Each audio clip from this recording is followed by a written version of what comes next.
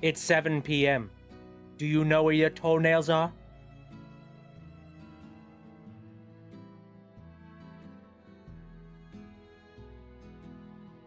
Do you? I had all the chocolate chips. What am I gonna do? This is so. Ow. I have. Thank you for the snowball. Reality check. Anyway, how's you guys doing? Sorry, voice crack. How you guys doing? I'm doing okay. I got some really good sleep last night.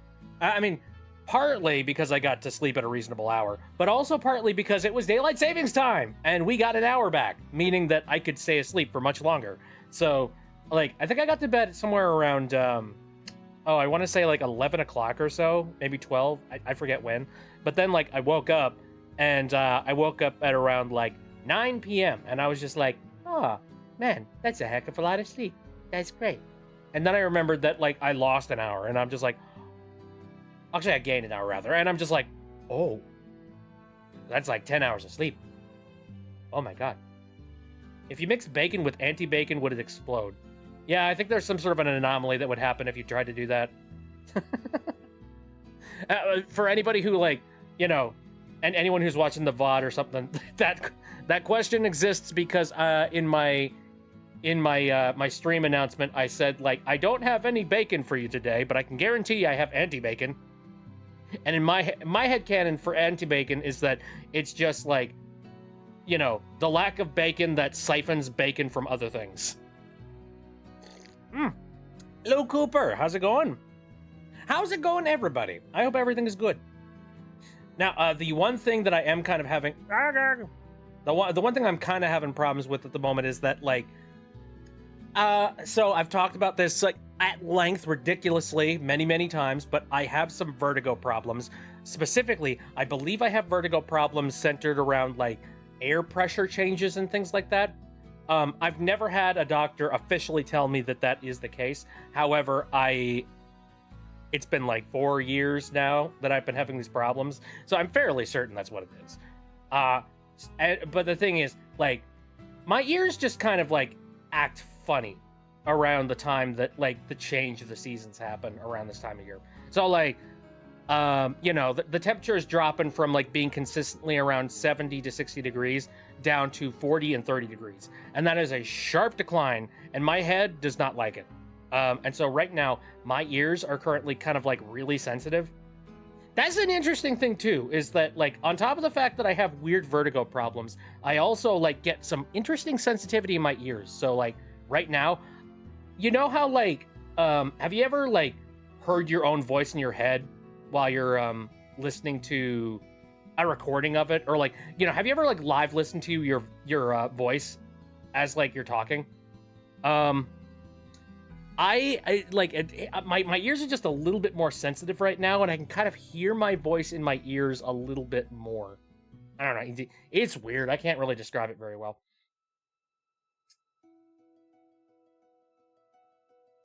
Anyway, regardless, I feel a little bit weird. You know, not like sick or crazy or anything like that, but I do feel weird. Doing well. Yesterday I started watching the 2004 Punisher film. You know, I don't think I ever saw that. Is that any good? I am curious. Real quick, before I forget, I'm gonna jump into voice call just in case anyone wants to, like, jump in and say things. There we go. Oh, also, I should check and make sure that I am connected to the right microphone. I am not. Ta-da! There we go. Smart boy. Okay, smart. Been cleaning my room all day because my parents are getting me a new space heater, for my room. Oh, nice. My room was a complete fire. Oh dear. I mean, mood. As somebody that has, like, a nest of cables that are just, like, wrapped around one particular corner of the room. Yep. No, I get that. My friend's mom made me homemade ice cream for me. Wow! Dude, that is amazing. Dude, like, ice cream is one of those things that I completely forget that that's something that you could make, like, custom. Like, you could just do that. Think about that. Like, you could just get the ingredients and also the equipment to go and make yourself ice cream. But people don't do that because they're just like, it's a lot easier to just go to the store and pick it up. And, bonus, everything at the store is like chock full of all sorts of other stuff, like, Reese's Cups. Reese's Cups, rather. And like, swirly chocolate.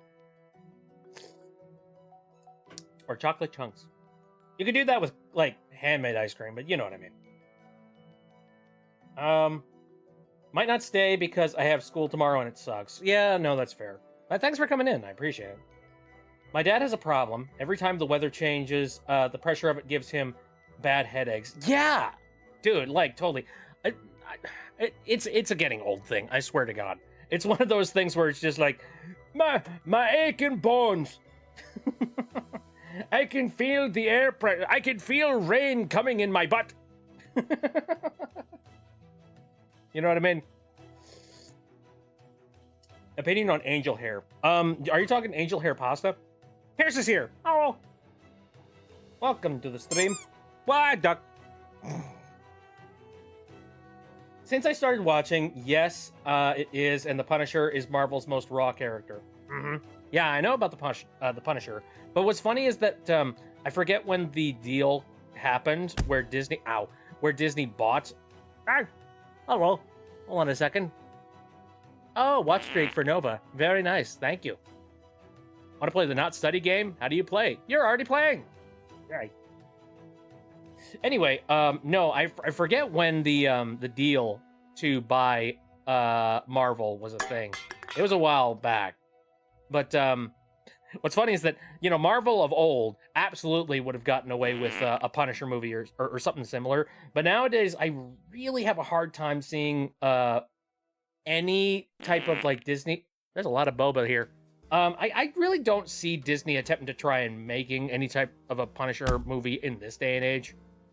I just don't think that would happen. Started playing Animal Crossing again because of the new update. I have heard about that new update, and I don't think it's enough to will me into... that's an interesting chicken. I don't think it's enough to will me into playing another round of Animal Crossing. I've kind of been there, done that. I know there's a bunch of new content, and I haven't, like, touched the game in a really long time and all that jazz, but, like, at the exact same time, it's like... They really should have, like... Here's the...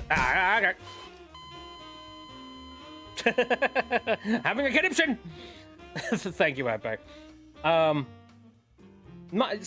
problem is... Animal Crossing New Horizons follows a very similar trend of a lot of Nintendo games that came out around that era. And I don't know whether or not they're still doing this, but I think they've kind of, like, they've stopped doing this one particular thing where they release a game, not complete, not done, and they just expect that, like, people will buy up the game, and then they can continue to support the game with, like, free updates a little bit later on down the road. I don't like that. I really don't like that concept. It just seems like it's a case of, like, cost cutting and, cutting your losses when you don't have a successful video game on your hands. It's like, well, what's the point of supporting a game that doesn't end up being successful? And, like, that's a little bit sad.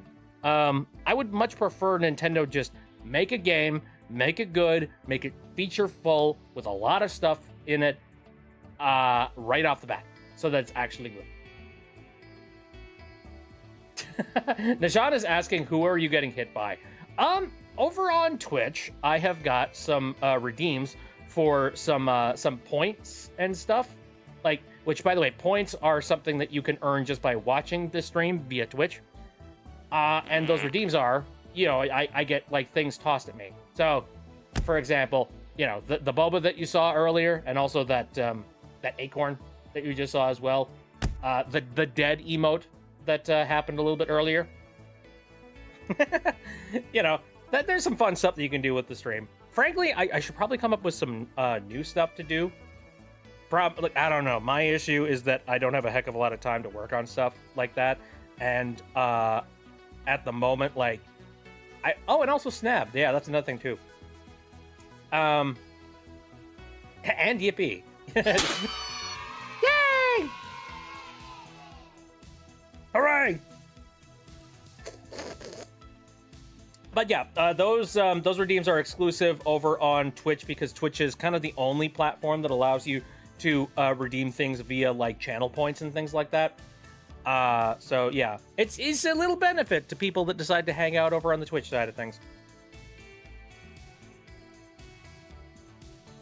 Oh, Carl says the ice cream that they made was dairy free, so I was able to have it. Oh, rad! You know that? Oh, how many ice creams are there out there that are dairy free? Probably not many. That's interesting. All right, let's see. What else are you guys currently talking about? You know, aside from just throwing things at me, I see a lot of that in my redeems here. Found Kirby right back at ya in the Internet Archives. Ooh, very interesting. I remember watching some episodes. Snap is here. Thank you, Pierce. Oh, so oh. My God, can I hold on a second? Can I one of you guys brought Snap. You guys tried to bring in Snap at the exact same time. Can I refund one of those? I think there is a way that you could do that. Hold on a second. Oh, that's 15 days ago. Here we go. I really... that's really annoying. there isn't an easy way to, like, redeem those. 2,000 points is, like, kind of a lot. Now we can have 2 snaps. There's only one! I mean, technically, you know, my canon is that there are many snabs that exist out there, but, like, this is Snab Prime. He's my main one. They just occupy the same space. That's not how that works. He's not that ethereal. Z fighting Snabs. There's a good handful of ice creams out there, but the stores in my town run out of it a lot, and they are in small containers than regular ice cream. Oh, okay. Yeah, I suppose that you probably would get, like, depending on how big your town is, which I imagine maybe it's not very big. Snap. Yeah, you might have, if there are a lot of people that are lactose intolerant, I could definitely see that stuff just, like, flying off the shelves. Oh, look at the night. Night is fun. Oh, man. I've been very tempted to just go ahead and dive into playing some, like, standard Hollow Knight on my off hours, but, like, I'm currently going through Silksong, and I'm like, I don't think I want to double up on those games. Oh, you're from a smaller town. So, yeah, it totally makes sense that something like that would not be easy to find around where you're at. Dancing Night is pretty fun, yeah. I just love, like, so I really love the Hornet Shuffle. You know the one?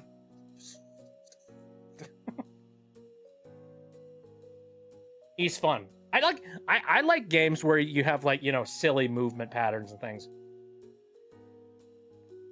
Let's see. What's you got? Here we go.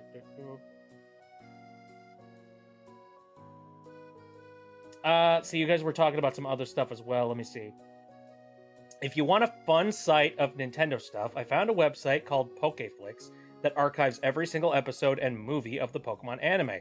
Wow, I imagine that is going to be, like, you know, hit with a cease and desist fairly quickly. If not now, sometime later in the future. I love doing the Hornet Shuffle when battling bosses. I swear it helps. I don't do it while battling bosses because, like, that's a little bit too much focus that I'm putting on a show and also trying to hit the bosses. I'm just like, I can't do it. No. By the way, the drink of the night is Dr. Pepper, but it's Dr. Pepper Zero Sugar. I'm trying to avoid having sugar right now because I went a little overboard on it during Halloween, and I'd like to sort of, like, you know. Oh God, the site has the Porygon episode. Is it censored at least? Please tell me they censored it. Unedited? That's a terrible thing. Don't do that. Oh no. For people that don't know what I'm talking about, what episode? There's an episode of the Pokemon anime that came out really early on, like one of the first episodes, and it was about Porygon, and it involved like, No, don't watch it. Do not watch it. First of all, no, it's centered around Porygon, and I think they went into some sort of like a cyberspace of some kind, or like the internet. I don't even remember where it was, but like they went into this like digital sort of place, and there was an attack that happened at one point. I believe it was Pikachu ends up like attacking something with like, you know, Thundershock or whatever the heck, and it causes this effect on the screen. Pierce is here. Yeah, it causes this effect on the screen that flashes like bright red and blue patterns that like are almost engineered to cause seizures. Don't watch that episode. It was so engineered to cause seizures that it actually did cause 600 real seizures in kids who watched the episode. Mm-hmm. It was a gigantic thing in Japan. Like that episode was banned in Japan, and also it kind of honestly it started up a new standard for attempting to try and like avoid shit like that in the future, if I remember right. Yeah, the TV Tokyo was forced to basically adopt a bunch of different new standards to prevent that sort of thing from happening again. The anime itself was put on hiatus for 4 months while they changed everything, and the president of Nintendo actually had to come out and make a statement that the games cannot cause seizures because the Game Boy is black and white. That's a little bit different which nowadays. is very funny, actually. But yeah, the episode actually is a legitimate health hazard. Do not watch it. Mm-hmm. Yeah. I've also only heard don't go like, to the Wikipedia page because they straight up have the video of the part that caused seizures, and you could click it by accident. So don't do that either. what is wrong with us? I don't know. People are so stupid. This is like, you know, here's a complete health hazard that could potentially put people in the hospital. Yeah. What the fuck? And also, as a result, Porygon has basically been banned from the anime. He's never made any real appearance in it since, and neither have any of his evolutions. So if you ever wanted to see Porygon Z show up in the anime and were wondering where the heck he is, that is why. Mm-hmm. Which is funny, If you because a lot of people have pointed out... watch it in a brightly lit room, and for the love of God, do not full screen it. Mm-hmm. A lot of people have pointed that out, that, like, Porygon was not the person that causes that effect. It's Pikachu. It was Pikachu hitting digital missiles that were put there by Nurse Joy. Mm-hmm. Don't watch it. Just don't. Yeah, do not watch it. If you do, for whatever reason, out of morbid curiosity, watch it in a bright, well-lit room, stay away from your TV, and do not full screen it. Hello, Kyle. How's it going? No, God. It's going. Did you watch the Pokemon episode with Porygon in it? No. Good. Bulba. In fact, I'm spiting Pokemon right now. Oh, really? Why is that? Because I felt like playing Pal World again. Oh, Oh, okay, nice. fair enough. I Yeah. finished a playthrough of Pokemon Fire Red, and it was pretty fun. Ooh, nice. Drink the Bulba. Man, yeah, when it comes to that whole, like, Pokemon versus Power World thing, I don't have enough of a brain to be able to fully comprehend exactly who's in the right there. It's very hard to say. I don't know. I think there's a little bit too much, like... There's too much going on in that one. I think that actually does call for a court case. Yeah, I do think that Power World, looking at the characters that they have in Power World, I'm pretty convinced that they just stole assets from Pokemon and then just edited them together to create their characters. That's definitely what it looks like to me. So I don't think Power World is really in the right, but at the same time, Nintendo really shouldn't be allowed to, like, patent all of those game mechanics that so many games use, including other monster collecting games that existed before Pokemon. So I don't really want Power World to win, but I also don't really want Nintendo to win either. It's just like, which one do you choose? The villain? I don't really care if Power World wins, I just want Nintendo to lose. Yeah, it's like, which one do you choose, the villain or the villain? Yeah. Nova says, I've never played either Pokemon or Pal World unless you count Pokemon Ranger. Well, I mean, it's Pokemon the franchise, so I'd count it a little Does bit. count. I mean, if you played one Pokemon game, you've basically played all of them because they're all pretty much the same. Well, what's Pokemon Ranger, though? That sounds like that's an offshoot. Yeah, Pokemon Ranger is a bit more of a spin-off, but like the main Pokemon games, if you played one main Pokemon game, you basically played all of them. And I played a lot of the original Pokemon games, so I kind of know. Congratulations, you basically played all of them. I've heard some people like, be a little bit hot and cold on the new Pokemon game, ZNA. Because I've heard that like a lot of people say there's some good stuff about it. They like the battle systems. They do like the story elements. They like the NPC dialogue. But then like some people are like, the visuals. They get on the visuals again. And didn't we talk about that?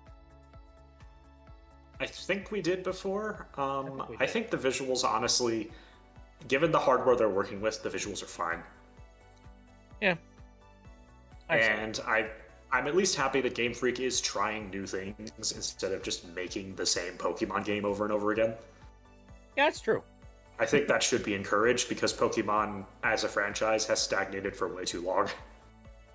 Yeah, I kind of agree with that. It's like I think about the prospect of starting up, one of the famous Pokemon games, like Black and White or something. And I know that that's like the peak. People always say that that's like the best Pokemon game that's ever come out. But I'm like, it's so similar to all the other ones I played. I can't. Yeah, the best of like the traditional Pokemon games, at least like before the 3D jump, would probably be Black and White 2 or Heart Gold and Soul Silver. Mm-hmm. Oh, I One of played those Heart two. Gold and Soul Silver. Well, And I enjoyed congratulations, it. you played the best one. Yeah, pretty much. The last Pokemon game that I played, I think, was Emerald. Okay. Mm-hmm. Emerald's pretty good. The last one that I played, I think, was it was like Omega Sapphire, if I remember right. The 3DS remake of basically Ruby and Sapphire. It's okay. Like the Gold and Silver one was definitely like, maybe it was just my nostalgia talking, but like it hit me in the heartstrings a little bit more. How do you Also, spell I think this Gold and soda? Silver is just a stronger generation than Ruby and Sapphire, because Gold and Silver has the advantage of also having all of Gen 1 in it. Whoa, that's absolutely true. I remember the infamous story about how like it was Satoru Iwata, if I remember right, who was the one that actively wanted to make sure that all of Kanto showed up in the in like Gold and Silver. Yeah, the way that happened was Game Freak, what is actually a surprisingly small studio when they were making the first few Pokemon games, and they were not equipped to handle the success that this first game had. So when they were doing the sequel game, they started designing the new region, and they quickly realized, oh crap, there's not enough space to fit all of this into the cartridge, and we're only like halfway done building this thing, and there still needs to be more of it. So unless someone who's an absolute genius programmer who can somehow compress this game, I don't know how we can finish this. So Satoru Iwata comes in, he says, hey, give me 2 months. Then he comes back a month later, he comes back 1 month later, and he says, so I compressed it to 1/4 of its size. The entire game. And then they were like, Fucking Chad. oh crap, so now we can finish the other half of the game that we need to put in, and we still have an entire extra half of the game left over, so why don't we just copy paste the first game and just put that there, and boom, there we go. And so they did. I remember how like it was awesome. mind blowing it was when I crossed over the water horizon, and then Yeah. you get stopped and you're just like, oh my god, do you know what you just did? And I'm just like, what? No. It's freaking rad. It's just And like they've you never just really done passed over anything into like the that Kanto again in region, and I'm Pokemon. like, game one. Whoa. It is so freaking cool. Takes off yellow cap, puts on red cap. Let's do this. Yeah. Yep. I think what blew my mind though was the sequence where you meet up with Red. Oh yeah, I'm that just fight like, is so "Whoa." freaking cool. My past self. Oh my god. There he is. There's a Pikachu. I love it when sequels do that thing where you fight the player character from the previous game as a boss. It's so Right. freaking awesome every time it happens. And they're an Uber Chad, and you're just like, I can't defeat this person. Yeah. Oh, hey, look, it's me from the past, named Red. Pretty sure I named myself Butthole Bandit, but okay. Actually, that's a good question. What were the censorship mechanics in the original Pokemon, if any? Were there any? I don't think they were existent. Yeah. Nope. Because Okay. everyone who named their rival character who didn't just name him Gary, everyone named him some sort of swear word or insult. Yelp. Right. This is my grandson. His name is Ass. Yes. Basically, I remember that. Oh man. It's been a while. nostalgia. Yeah. Um, Anyway, Pokemon's fun. Yeah, it is. Man, I haven't touched the franchise in a really long time. Z is it is available on like the original Switch, right? That's what I've been playing it on. Yeah. Yeah. I'm not ready to like pitch any money towards the Switch 2. Completely understandable. There Honestly, needs to be I've there seen needs to what be the at least differences are between the 4 Switch more 1 good and games. Switch 2 versions. Yeah. Aside from a frame rate bump, you're not missing much. Yeah. No, I for me, I feel like there needs to be 4 more major games coming out for that thing before I even consider picking up a Switch 2. 4 more decently priced major games for the Switch 2. Yes. That's important. What was that one thing you were $80 saying earlier is not about like, decently priced. you know, what games are currently sitting at $70 at the moment?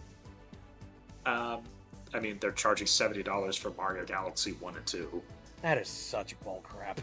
which is ridiculous because those games were $20 each on the Wii U like 10 years ago, and video game prices only go down. So I'm not they should be spending less money than on that nostalgia. You know what's really annoying to me? I bought the that like Mario 3D All-Stars game, and that came with Yeah. like Galaxy 1, and everybody and their dog said, why don't you just pack in Galaxy 2? Like, was the code base that ridiculously different that it's that difficult to like, port forward that one? Like, It shouldn't be. It's the same engine as Galaxy 1. and yet they didn't for some arbitrary reason. Mhm. Like, I don't know. They were just like, oh, but if we add Galaxy 1 and 2, it's going to make us look cheap. Like, all right, well, here's an idea. How about, like, to counteract that, you throw in one more 3D game, eh? Like, How about they put it in Mario 3D Land? eh? Mm-hmm.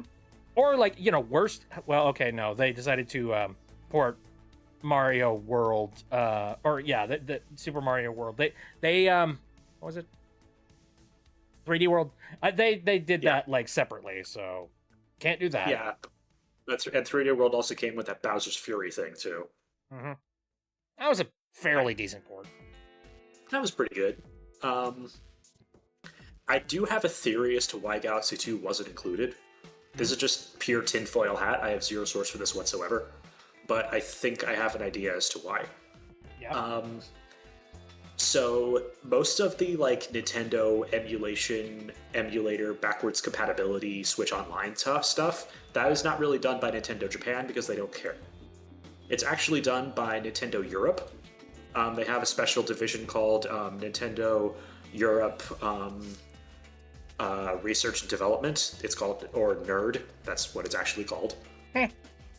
And NERD is responsible for doing basically all their virtual console backwards compatibility work. They also were the people who designed the NES Mini and basically built all the emulators that those run on. And I'm pretty sure they were the ones responsible for 3D All-Stars. I think they might have wanted to include Galaxy 2 at some point, but you remember when 3D All-Stars came out, right? Yeah, it was around Mario's like 30-something anniversary. It was 2020, when everyone was at home because of a deadly pandemic, which I assume might have impacted development a bit. So it's Oh, possible Galaxy 2 might have been put on the chopping block. that sucks. Yeah. That's just my guess. I have no idea if that's true. The only way to know for sure would be to work at Nintendo at the time. I don't do that, so Yeah. that's my guess. And because Nintendo knew that they'd be putting out a product that doesn't have everything it was supposed to, instead of just pricing it at cheaper, which they should have done, they said, okay, we're going to release it, but we're going to make it timed release so that way everyone has to buy it immediately anyway. To basically pepper over their mistake. And that feels kind of scummy if true. But regardless, they did release it as a timed release, which is scummy anyway. Mm-hmm. I don't like that. I don't like the whole time release bullcrap when I like. I don't know. It just seems like such a cheap tactic. Has Pokemon ever done a crossover with anyone? Smash Bros. That's I about mean- it. I can't think of any other. Pokken technically not really. It's like Tekken except with Pokemon. If I remember right. That's a thing? Yeah, there's Pokken, like it was on the Wii U. Never heard of it. It's a straight up Pokemon fighting game by the Tekken people. Yep. So like it's not technically a crossover, but it is like a crossover in development forces, I guess. Yeah. Okay, well now I'm curious. I want to look up what Pokemon crossovers.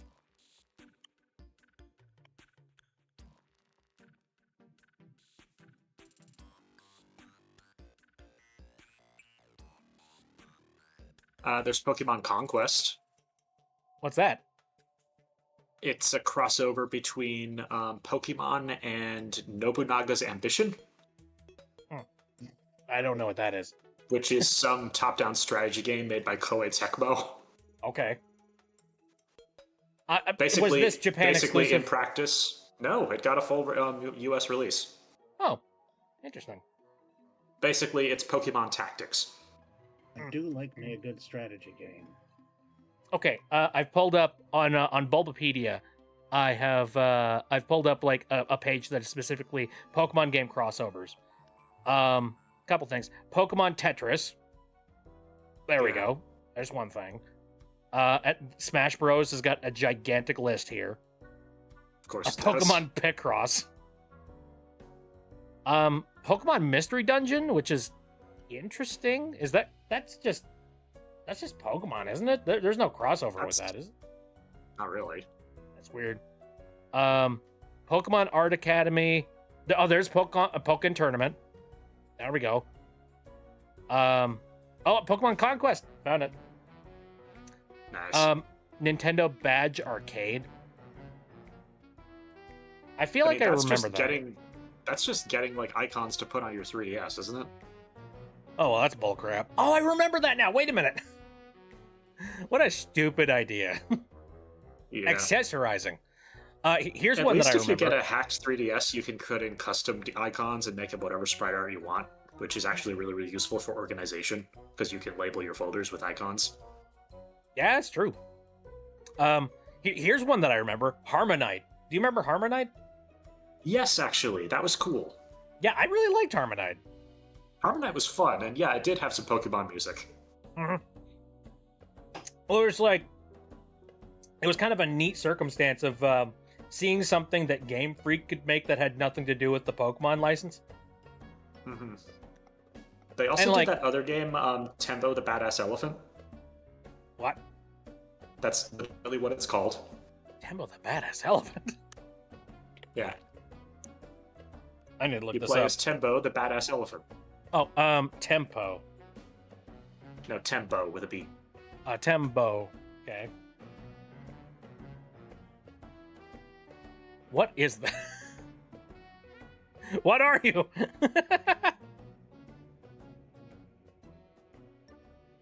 That's amazing. Developer Game Freak, publisher Sega. Ooh, Yes. okay. There's a link in the chat if anybody wants to go and take a look at what Tembo is. Dude, it's a oh, Wikipedia so link, it's it okay. is literally just a Rambo elephant. Yeah, you play as Rambo the Elephant, and you run through buildings and blow them up and try and save people as the building collapses. That's the game. That's metal. Yeah, it's actually really, really fun. It's available on every console except the Nintendo ones. You cause the disaster, but then you also save people from the disaster. Well, there's like an evil army that's invading, and so you're kind of going in there specifically to save people. You just also happen to be blowing everything up along the way. You also destroy their homes. Fantastic. Yeah, it's really, really fun. It's all played for laughs. It's great. You're the good guy, we swear. Yep. Nova is taking off. Thank you very much for coming in. I appreciate it very much. Good night, Nova. I'm looking at the reception here. Mixed positive reviews upon release. Metacritic gave the PlayStation 4 version 71 out of 100. Interesting. So, like, yeah, it looks like people were pretty warm on the idea. Yeah. I just love the concept is ridiculous, and I love it. Yeah. Our world had a few crossovers, including Terraria. Oh, really? I haven't found that area yet, but I know they did. I have to take a look at that, because, like, that's actually something that... Oh, here, how to get Terraria items in Palworld. All right, what kind of Terraria items are there? Let me see.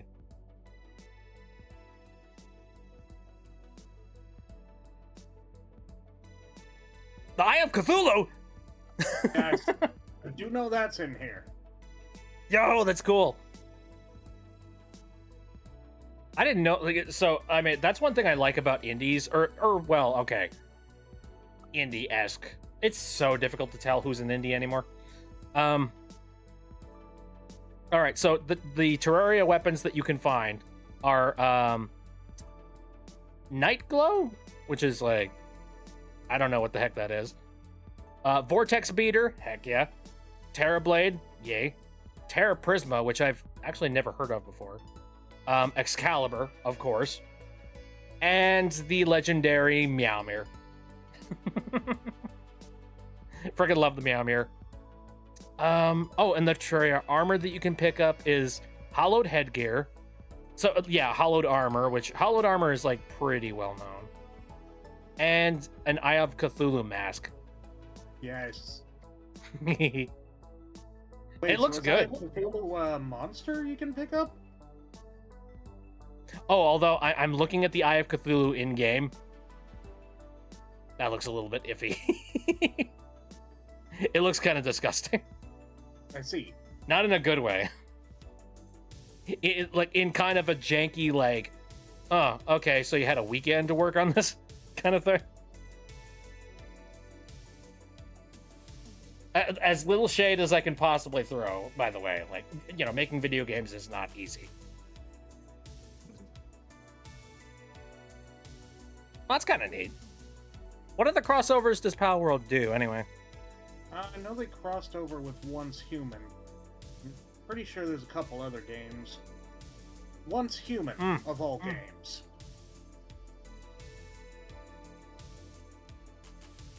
Yeah, I see Once Human in here. Yeah, I see Terraria and I see Once Human. That's what I like to see. I like to see, like, crossovers between different video games. Especially, like, if we're going to live in this era where it's a whole bunch of, like, live service games, at the very least, you can spice things up and do something crazy. You know, like, working with a particular other company on, like, some DLC. Hatsune Miku and Sonic Racing Crossworlds. Yeah. Exactly. Come to think of it, there is actually one fun one that I've found recently. It's a fan game, but it still has a lot of, like, really, really good polish in it. It's called Super Mario Mon. Oh no. It's exactly what it sounds like. I'm looking it up. Called Super Mario Crossover. Hey, there's a link to it if anybody wants to take a look at it. Oh, I see. So it's a Pokemon game except it's Mario coded. Yeah, it's all Mario characters. So you play as Mario, and then you can capture and summon other Mario characters to do the fights. Oh, they have X-Knots! Yeah, they have X-Knots in it. They have a bunch of Paper Mario characters in there. It takes a lot of influence from the Mario RPGs. That's super cool. But it's I like Pokemon. that. Hey. Oh, the sprite work like is very reminiscent of a Pokemon game, though. Yeah, I think it's a ROM hack of like one of the GBA ones. Yeah, that looks about right. Sun God knows about that one. Yeah, like that. Some of the characters are like PD Piranha, Lubba from Galaxy 2, the piano from Mario 64, or the T-Rex from Odyssey. That goddamn piano. Yeah. Hmm. Oh, that reminds me. I was going to say, so there are a couple of things that are going to possibly make me buy a Switch 2. One of them is like a decent amount of backlog of good games that come out for like, you know, for the console to give me a reason to have a console in the first place, or Odyssey 2. And I know a lot of people look back at Odyssey and they're just like, you know what, that wasn't a very good game. And I'm just like, but it was my game, damn it. Odyssey was a great game. I think that if we're waiting for an actual Odyssey 2, we're going to be waiting a while because the Odyssey team made DK Bonanza instead. Yeah. Yeah. So, I mean, you can definitely tell, like, just the way that the mechanics work with DK game, like, you can tell it's the same engine. You can tell it's, like, very similar beats. You know, it's like finding a banana is basically just finding a moon. The only difference is that you have... coded. Yeah, the only difference is that, oh, you can dig through the ground now. Okay. Yep. And also you're playing as DK. And you're DK. That's true, too. And the game costs $70 and has $20 worth of DLC. God damn it. I hate this generation of games. I'm much Mario more Odyssey excited was with $60 and all its DLC was free. Mm-hmm. Yeah, I remember that. I so love indies nowadays. Like indies know where it's at. Yeah.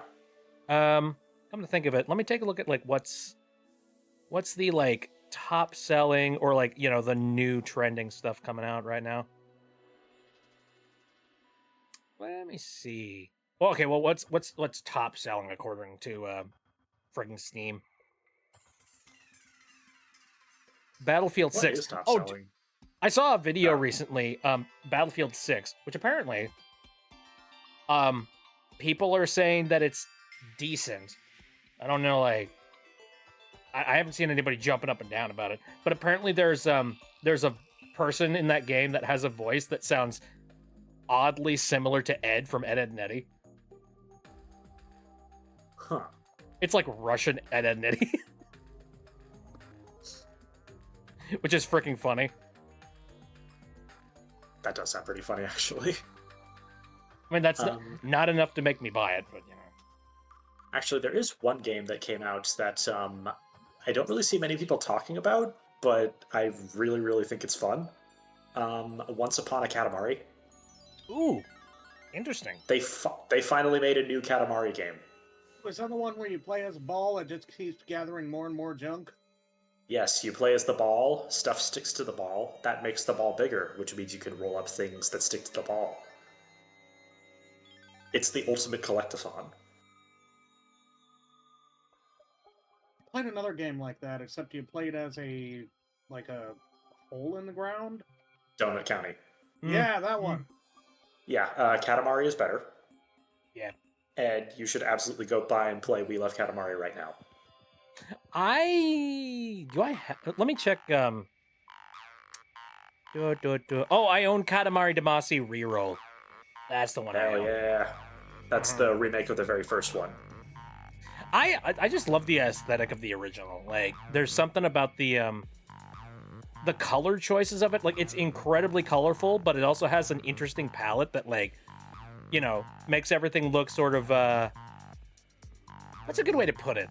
Like, it's lighter colors and soft colors on like all the models and stuff, and it makes me happy. Yeah, Katamari is really, really good at just being a happy, fun game, which are surprisingly rare nowadays. But yeah, the Katamari games are awesome, and the last real Katamari game was Touch My Katamari on the PlayStation Vita, which explains why there have been no new Katamari games in so long. So I'm so happy they finally did another new one. Yeah. Yeah, What a way to yeah, strike wait. out. Forgot that was a thing. Exactly. Probably The a last reason thing I Pokemon heard Snap- from.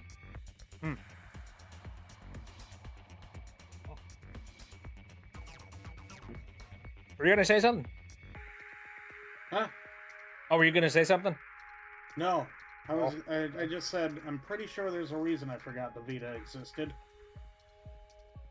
Yeah, I kind of struck out on that one. I bought a Vita thinking to myself, this'll get me into the PlayStation ecosystem. You can play Nut outside! What? It's a nut you can play outside. It's a nut. Yeah. Yeah. PSP. I mean, the Vita does have some cool stuff on it, especially if once you homebrew it, you can play Mario 64 on it. You can play Ship of Harkinian on it. Dude, the Vita is such a powerhouse, cool freaking thing. Like, and it really sucks that it was a little bit too powerful for its own good. In an Yeah. era where people were not quite ready yet for that type of gaming on the go. Or, And for the developers at the longest very time, least. it was the only way you could play the good version of Persona 4. Although that good version of Persona 4 was already ported to Steam and everything now. It's Persona 4 Golden. Phoenix is apparently having a lot of problems on their end. Is your computer haunted?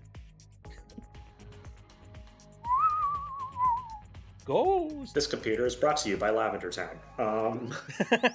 Bum ba bum bum bum bum bum bum bum. Yeah. Spooky. Yep. What? So I'm trying to remember the legacy of the Lavender Town theme. Is it true that the original theme was really screwy, and then later revisions of the cartridge made it sound less terrifying? The JP version of the game, Pokemon Red and Green, not the localized versions we got, the song was a slightly higher pitch, but that was it. It was just changed slightly because they realized, this sounds kind of bad. Okay. That's it. People just blew it out of proportion because it's already a spooky area, and combined that with the seizure incident from earlier, and then it makes for a good creepypasta. That's it. People love a good story, don't they? Yeah, that Lavender Town syndrome, that's just people saying Lavender Town spooky plus seizure Porygon incident equals creepypasta. That's all it is.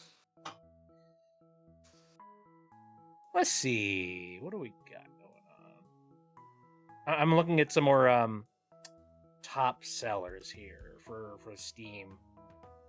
The current the current stream bait game is RV There Yet, which is basically you and a group of your friends going out on an RV trip. But if people are interested in it, then more power to them. I'm just not super excited. Hades 2 is pretty great. I've heard of that, yeah. Problem is, I haven't even gotten through Hades 1. Oh, okay. I'm not good enough at the game. Ever seen the Lavender Town meme where a character is hypnotizing another? No. No. Sounds interesting. Let's see. Okay, what popular upcoming? Ooh, actually, here's one. Shinobi Art of Vengeance. Shinobi Art of Vengeance. Okay. Yeah.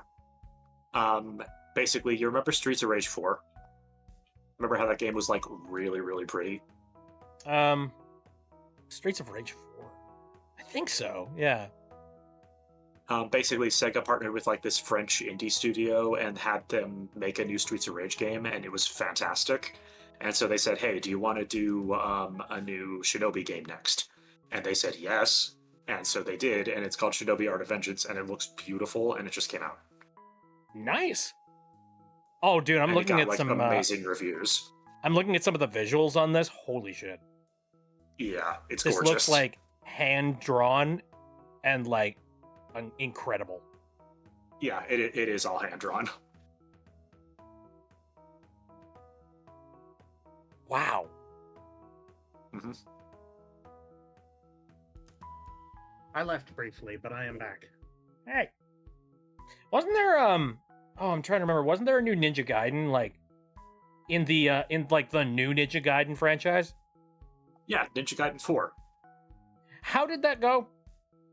I think it like just came out. Here, let me But check. from what I could tell, it's doing well. It got really good reviews. Yeah, October 21st, it just came out. $70. Freaking Yep. heck, man. Gaming sucks now. Mhm. It's expensive to like hey. get the hardware, and it's expensive just.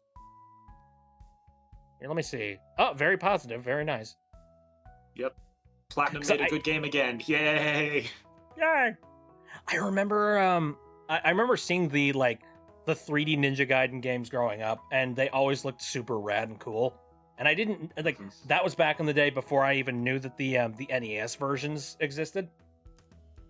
So like I learned about 3D Ninja Gaiden earlier on. So this is kind of like my alpha version essentially. Mhm. Not that I actively played the Ninja Gaiden games all that much, but it's just cool to see a sequel to a game series that's been laying so dormant for so long. Mhm. Actually, speaking of dormant franchises that have been sitting for so long, the same person who directed the NES Ninja Gaiden games, guess what other game he also directed? That's a good question. That could be anything. Klonoa. What? Yeah, the person who did the 2D NES Ninja Gaiden games also made Klonoa. Dude, this is like have you ever seen that meme where somebody will show the same voice actor meme? Where Yeah. it'll show some really dramatic scene with somebody who's like losing their family member and screaming into the void and basically giving an Oscar-like performance. And then it cuts And to then you this see like him playing adorable Scribble puppy. Wimblow from whatever. Yeah. And then it's just Yeah. like a puppy character that's like Hmm. Yeah, the same guy also created Klonoa. yeah, that's the vibe that I get. It's just like Mhm. Ninja Gaiden. You must try. You are Ryu Hayabusa, and you must avenge your family name. Wahoo! Rupanudu. Right? Wahoo! Yeah. Freaking heck! I mean, Yep. not that people can be multifaceted. It's just fine. Let's see. What's new and trending at the moment? I haven't taken a look at that. Ultimate Theater Simulator? What the hell is that? What is that? That looks dumb. Okay, first of all, I'm gonna check the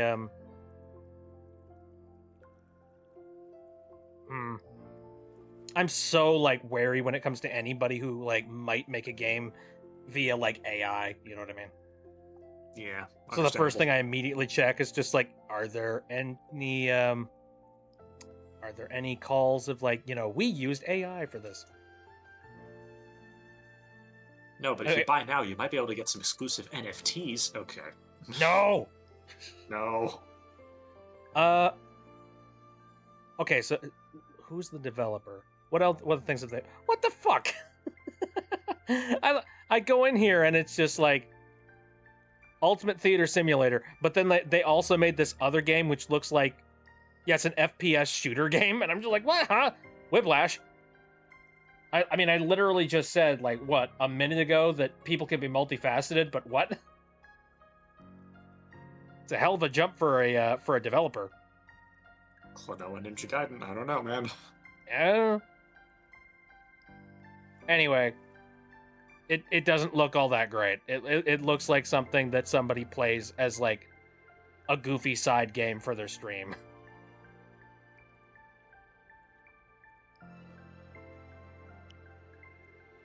There is this Carl- one other indie game that I've seen that looks really, really cool. Okay. It's called Shadows of Doubt. Shadows. Oh, I think that sounds Yes, familiar. I remember about that. It's the investigator game? Yeah, the premise of the game is you're a private detective in some really, really big city, and murders keep happening. Your job is to solve the murders. The main twist is that the entire city is procedurally generated, and so are all 10,000 different NPCs who live in that city. So you have to go around and actually investigate everything that you can. And every single character has their own room and blood type and different route that is automatically generated on each new session of the game. So it's got a lot of variables for you to play with, and it's a really cool dynamic sandbox. Here, I pulled up the game. I wanted to take a look at the reviews for it. It's still an early access game, so it's still kind of buggy and got some work to do.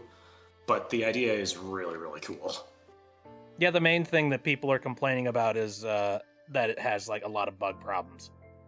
Yeah. One person's review is literally that's kind of what happens. One person's review is literally my escape button doesn't work. Yep. Yeah, that's kind of the curse you get with early access games, but that's a really cool idea, and it seems like they are doing a really good job with it for the most part. Oh, so once those things are ironed out, I'm really excited for it. One person said that they bought it because they thought that it had a Linux OS version, but it didn't launch through Proton. Which I'm just... Does this game even say that it runs on Linux? Hold on a second. I have to check. Don't say anything about it running on Linux. That's... Oh, man. I don't know. I hate to be that way, but, like, that's kind of on you, buddy. Yeah. It's like if you contact Nintendo and just be like, I can't play Breath of the Wild on my computer through an emulator, and you're just like, no shit, Sherlock. Well, yeah, you didn't download Cemu like you were supposed to. Anyway, sorry, what did I just say? Yeah. Okay. Anyway. What? Yeah. Okay. Oh, no, I'm trying desperately to find, like, what platforms does this thing cover? So what's funny is that it says recent reviews are mixed, but then English reviews very positive. Okay, I'm glad the English appreciate the game. I'm so glad we know that the English apparently enjoy this video game. Also, it's been out in early access since 2024, so... Okay. Although, hold on a second. I don't see a banner talking about it being in early access. Is it out of early access at this point? I guess it might be, yeah. If that's the case, I'm a little bit worried about it continuing to be buggy. Yeah, it's a little bit of a red flag. A little bit, but I mean, it's still priced pretty cheap. That's it's true. Not like the price you get for $60 or anything. Well, it's like $25, although right now it's apparently on sale 50% off, which... That seems fair. I think if I were to buy a game like that, 50% off would be the, my asking price. Yeah, that seems fair. Let's see. And that's just another perk of PC gaming. You can buy games for reasonable prices. Yeah. That is very true. Which does matter, actually. Well, I mean, the issue that I'm running into is people are pointing out that the reason why things are priced the way that they are is because they're aware that eventually it's going to be discounted in some capacity, and they want to make sure that the discount doesn't cut into the the profits that they need to make in order to make even with whatever they do. I can buy that argument unless you're Nintendo. If you're Nintendo, get stuff. My simple counter to that argument is to just point at Breath of the Wild's still $60 price, even though it came out in 2017. Mm-hmm. Well, and that doesn't Nintendo, include the $20 of DLC or the extra $10 Switch 2 upgrade. Yeah, Nintendo doesn't know the meaning of the word discount. They used to. I miss the days when video I games miss came on Nintendo physical Selects. I cartridges. miss the Player's Choice games. Mhm. I miss physical cartridges when you could, like, have an overstock sitting on the shelf, and you may need to Yep. give them out at a reasonable price. I miss when Amiibo were $12. Mm-hmm. Good lord. As opposed to the 50 that they cost now. I mean, Jesus. You know about Skylanders? Yeah. Skylanders. I think I still have the entire first games collection sitting around somewhere. I still have Lego Dimensions. Ooh. Oh dear. Oh man, Lego Dimensions. That was so. Do you have the Portal one? Yeah, I got the Portal, I got the Lego Masonic pack, and I got the Lego Portal 2 pack, Heck yeah. which are the two that I really care about. Oh, I can absolutely see why. Yeah. For me, the amiibos I have are, I was given a Link amiibo as a gift.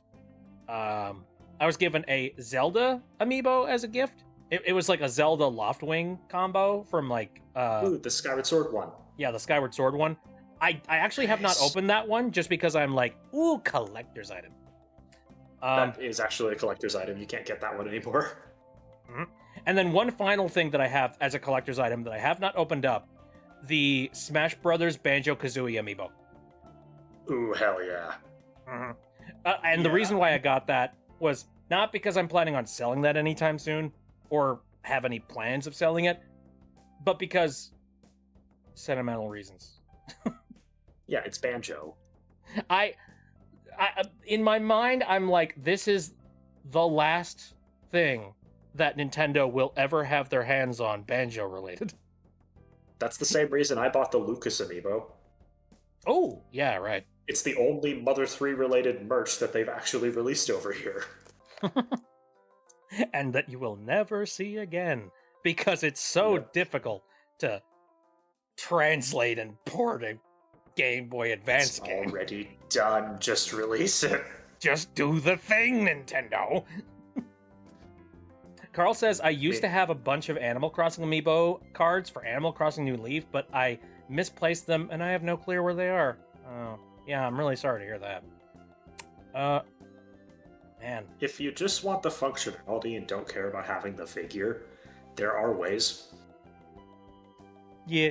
Well, you know what's funny? I actually so for a little project that I decided to work on like the sideline here, there exists some project files that allow you to make like coins basically in like a 3D printer. And inside the coins, you can put like a tiny little NFC sticker, and you can program the NFC sticker to be whatever the heck you want. Yeah, I have some of those blank NFC chips as well. I use them to get some Animal Crossing amiibo for New Horizons.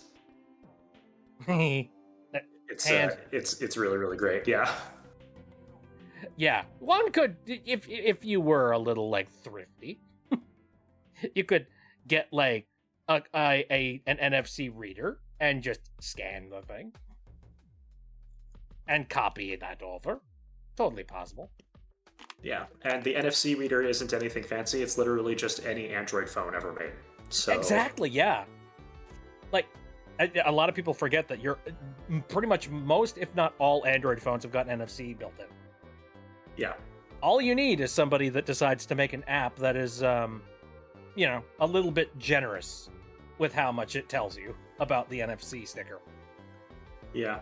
That's it. Actually, Android phones have gotten to the point where you can even use an Android phone as a Joy-Con on your Switch now. Really? Yeah, there's an app you can get. It emulates a Joy-Con on your phone, so you can just do that if you want. And you can emulate the right Joy-Con, which is the one with the Amiibo scanner on it. Oh, And then yeah, you can just cut out the middleman and then just scan that directly. I love hackers. Like people that are smart with computery things. I enjoy them. But it's not hacking, it's just creative programming. I mean, an amiibo, when you actually look at what an amiibo is, it's literally just a random string of numbers, and then that string of numbers represents this is a Mario, or this is a Samus, or whatever. And because strings of numbers are not copyrightable works, there's absolutely nothing legally preventing you from writing that specific string to a blank NFC chip and then using it. Yeah. To me, like, NFC technology is just kind of a fancier version of a barcode. Basically, yeah. You know? That's it. Like, it's just a technology that allows you to read a certain string of, like, information sitting there. I mean, the difference is that with NFC chips, it's a bit obscured because you can't actually see the code for the NFC chip. Yeah. It's all based on copper wires that are currently sitting inside of a device.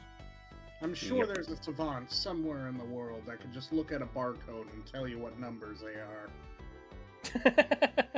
That's called a hyperfixation. Yeah. That is like, I mean, you know, I'm sure there are people that know, frickin', Morse code, like, off the bat. And I'm sure there's somebody that could probably read like a barcode scanner, like, right off the spot. I know the entirety of the phonetic alphabet. Does that count? Phonetic alphabet? Yeah. What is that? Or if you have to spell something over a crackly radio. Oh. Oh, okay, yeah, right. Alpha, Bravo, Charlie, Delta, Echo, Foxtrot. Yeah. Golf. Yeah, it just took me a moment. I forgot what that was. Quick, spell Mississippi.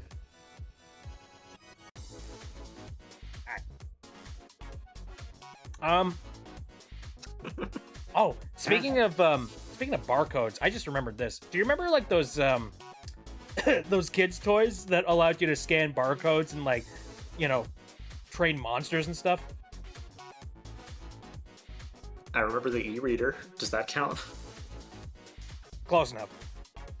Yay. Okay.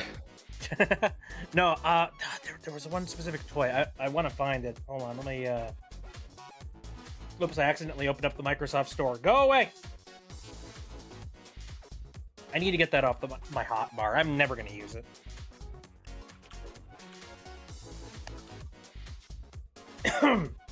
Water down the wrong windpipe. Wrong windpipe? Which is the correct windpipe for water? Wrong pipe. I mean, I'm not an alien. What are you talking about?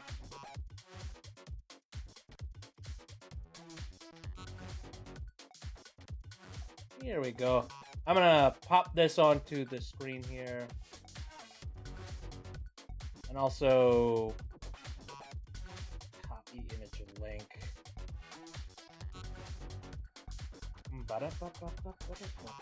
I'm gonna leave this in the stream chat just so you guys can, like, you know, have a copy of it. There we go. That thing. You ever seen that on store shelves? This guy.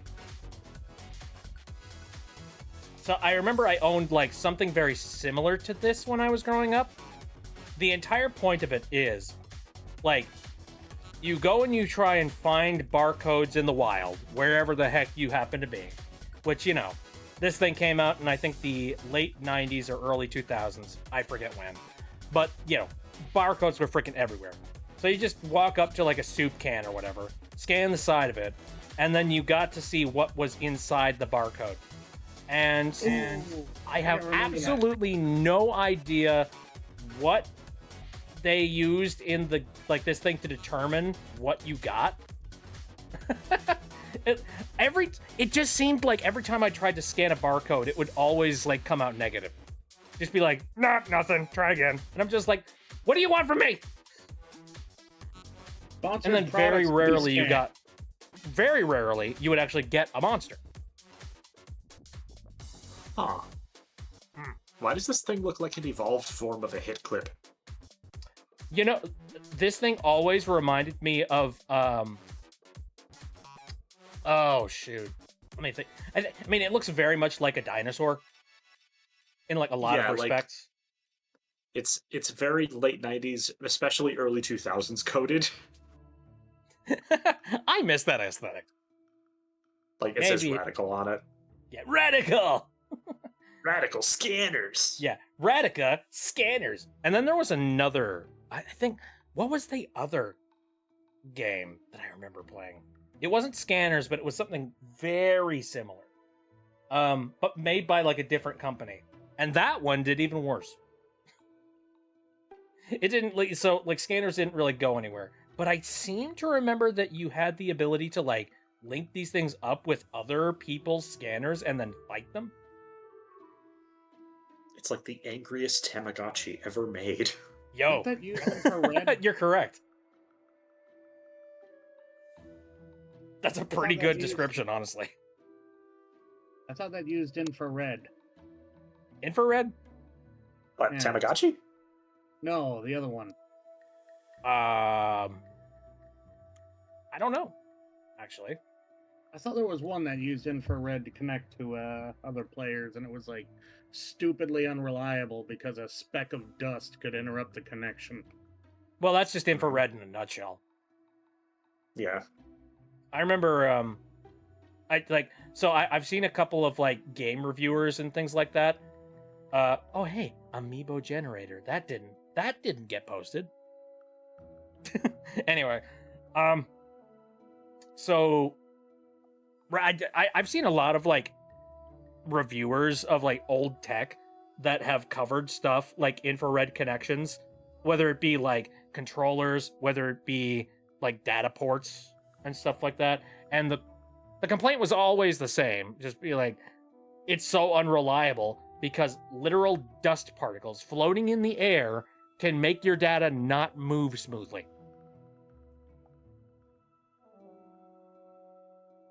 So I'm kind of glad that we moved away from that era of data movement. Oh man, I was thinking about this the other day though. Like, Wi-Fi is a crazy concept. Mm-hmm. Like, Wi-Fi, at least like Wi-Fi when it first started out was like pretty humble and very light and not much. There's not much to it. Nowadays, Wi-Fi like actively sends like full HD video footage directly to like your mobile device wherever the heck you are within your house. Mm-hmm. That's freaking magic, man. Yeah.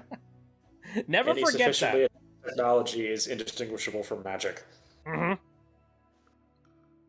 I'm gonna do a back in my day here. Back in my day, I remember how freaking cool it felt to have a mobile device on me that had the ability to like watch movies and videos.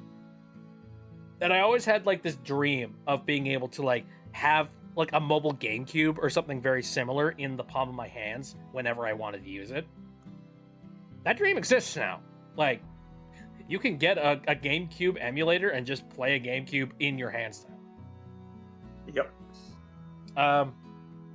Which is funny because like I was actually workshopping at one point the concept of playing a mobile GameCube wherever you wanted, and I'm like, okay, well if I wanted to do that, I have to go and get this one attachment that is basically sort of a battery backup, and then I have to add like the screen attachment that like, you know, allows for you to be able to see the screen, and then you have to somehow like, you know, bring a bunch of wired controllers with you too.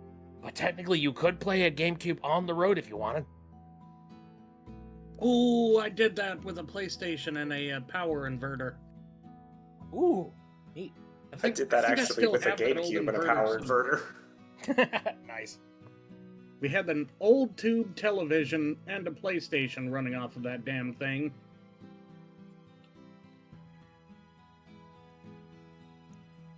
Here, let me pull up some more memories of. Oh no. Oh, I'm old. I'm old. Yeah, here's what we had. We had this GameCube like screen attachment, and you could connect it to the battery in your car, Yeah, dude. You're yes. and it actually works really, really well. Ours ran off of the cigarette plug. I remember doing that with my my DS. Hold on a second. I gotta put this on the screen. Though oddly enough, that inverter did come with battery connectors, Mhm. so you can just take a car battery with you. Look at this monstrosity, everybody. This is such a mess of a concept. It's just like, basically make your GameCube a clamshell. Yes, But it worked. it did work. Carl says, I felt cool watching DVDs on my portable DVD player on car rides. Mm-hmm. I remember that. Yeah. Okay, so I'm trying to pull up a couple of things. All right, I'm scrolling through. So, remember when I said that, God, I'm old? I tried to look up this one toy that I remember playing with back in the day. Google is not handing me any copies of the toy. It's just giving me a lot of other things that have nothing to do with it.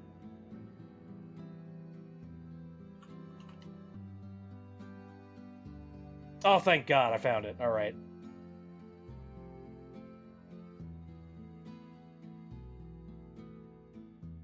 Let me just save that. I'll save a couple of things because there were a couple of these types of toys that I remember using.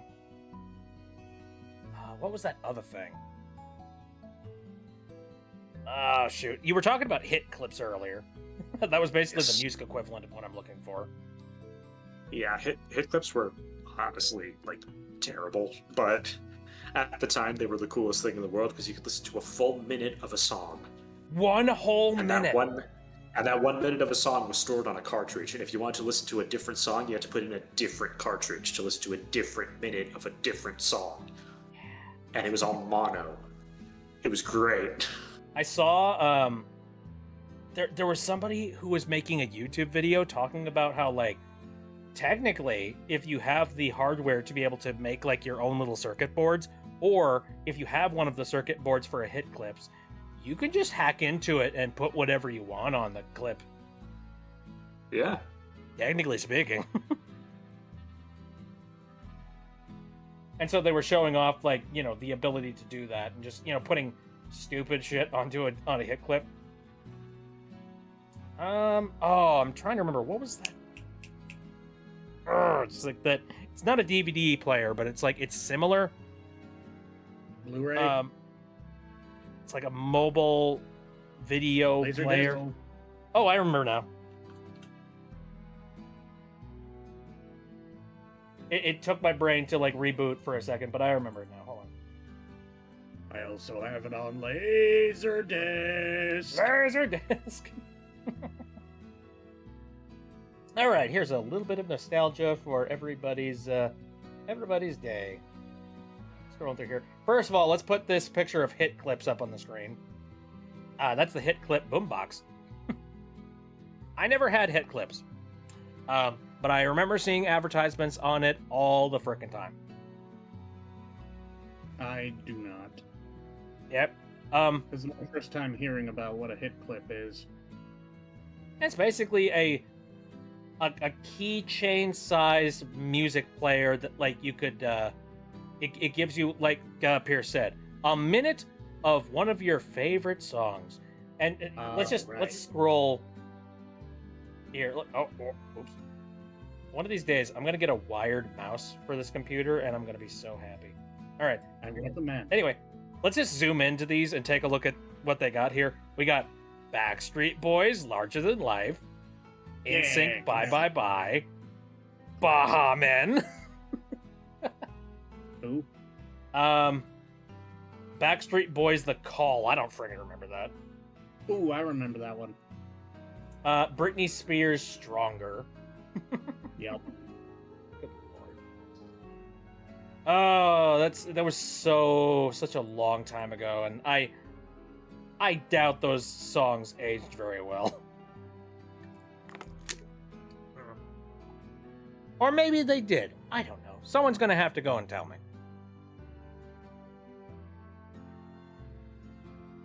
When I knew new-aged youngins.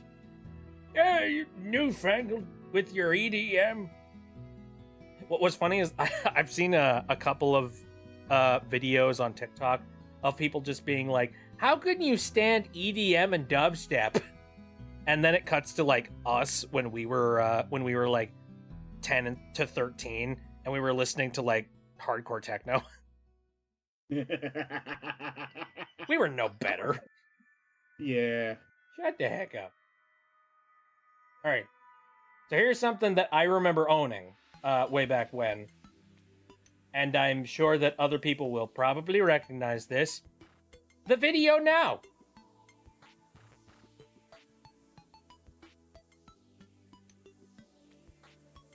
I'm sure that most people that's in my chat are probably just like, the video what? What Video Now. Yeah, it's Video Now. Carl says, as a kid, I had a toy microphone that when you turned on your radio and went to a specific station, you could hear what was said in the microphone. I tried looking it up recently, but can't find anything. I might be crazy. That sounds like a wiring mishap. That sounds like that microphone was not supposed to do that. And yet, it mysteriously did. Never had a Video Now, but they were always cool to me when I saw one. I remember I had a Video Now. I didn't end up getting a lot of CDs for it. Problem with Video Now and any of these like mobile media players back in the day is that you were kind of at the whim of whatever the network executives wanted to put on these freaking things. So your viewing experience was incredibly limited. So you had like a few episodes of SpongeBob, some live action things, I think, but the live action stuff always looked bad. Like, honestly, the cartoons with like the thicker outlines always looked a little bit better. Though, the screen on these Video Nows were always absolutely terrible. Like, they were only just slightly above the quality of a calculator screen. And it basically had the same refresh rate. You really didn't, like, basically, the sound did most of the work for these Video Now players.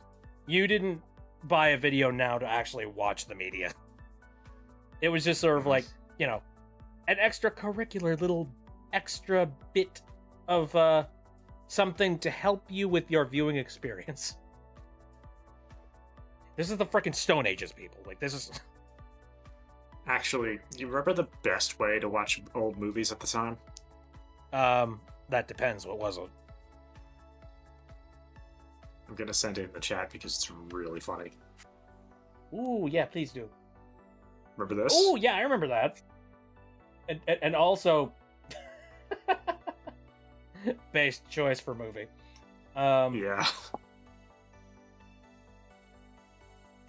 Here we go. So this is when, like, technology was starting to advance.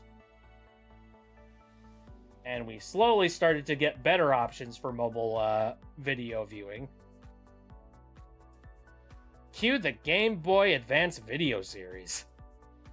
Where they took movies and television shows and they compressed them down to a very tiny Game Boy Advance screen, and then you could watch them mobily.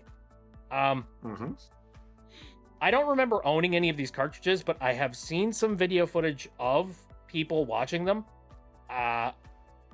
For just regular like television shows, they were pretty good.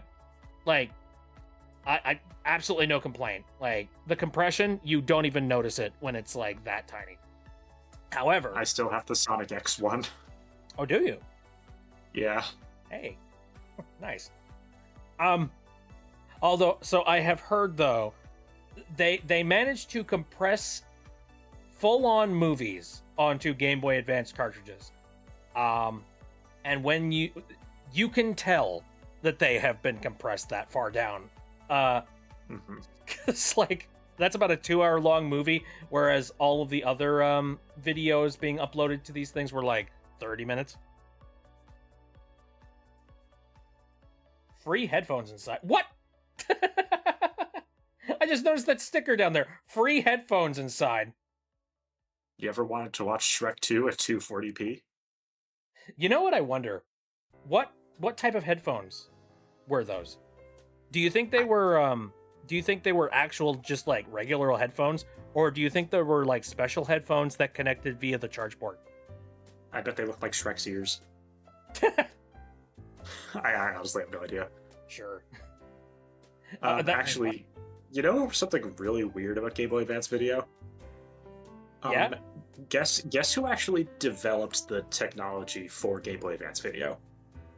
I see Majesco as being one of the companies on the box here.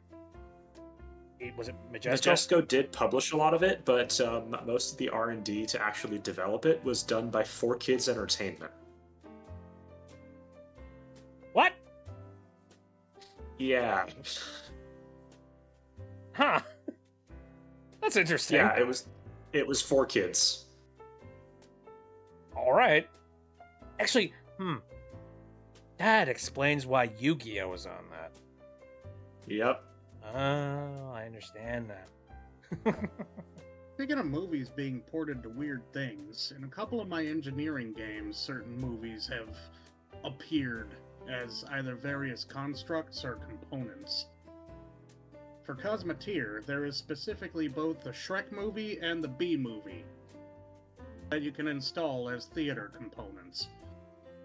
That's funny. Oh, is it like the Bee movie and Shrek movie by name? Yes. Wow. Kind of copyright bullcrap needs to happen for that to happen. I haven't actually gotten those mods or tried any of the components, but I assume it just plays the entire movie.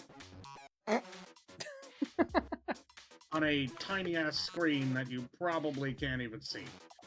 That's dumb. I love it. That reminds me of so there have you ever watched any of like the Guitar Hero modding scene? I've seen a little bit of it. I'm sure it's insane and basically is Osu at this point. Absolutely, yeah. I've watched a couple of people a part of that scene that do like goofy shit with guitars, and like there's like legit stupid strats that exist that involve like moving your hand in such a way that like you manage to get like double the fret hits for only like one actuation. And people have managed to figure out how to like, do crazy combos that way. And finger tapping. Finger tapping is freaking insane. But regardless though, the modding scene for Guitar Hero is absolutely like stupid. Including somebody has modded the entirety of Shrek as like a highway that you can play. That sounds amazing and terrible at the same time. I know somebody I watch went and they did the entire Shrek movie on stream. Beautiful. I don't know if you can see the visual or not, but you can definitely hear it. Let's see. I bet it plays as the road's background. That'd be funny. Just, you could see Shrek and Donkey walking along the street on the road. Actually, it'd be really funny if they modded the player characters on the stage and just made them Shrek and Donkey. Ah, That would have been cool. or at least wearing like for Shrek and Donkey PJs. Yeah, or something.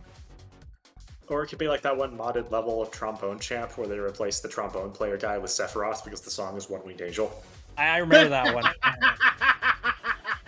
I remember that one. And Sephiroth had the long-ass trombone. Yeah. Oh no, wait! I'm thinking of Vuvuzela Hero. What's Trombone Hero? Oh, Trombone Champ. Oh. Here, Trombone Champ. Give me a second. Go find a video. Honestly, video is kind of the only way to explain this. Mm-hmm. I see. I played that for Snatcher Plays once. Yeah. Did you know? That was an interesting errand. Here we go.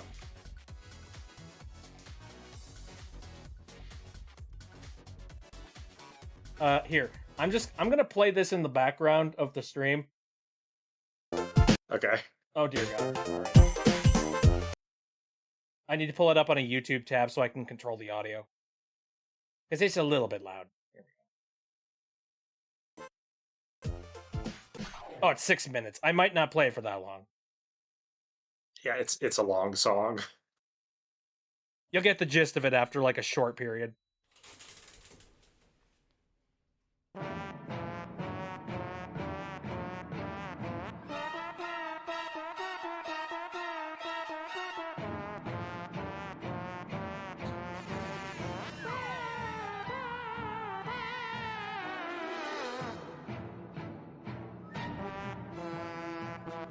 Can I pull this up on the screen? I probably should. Hold on a second.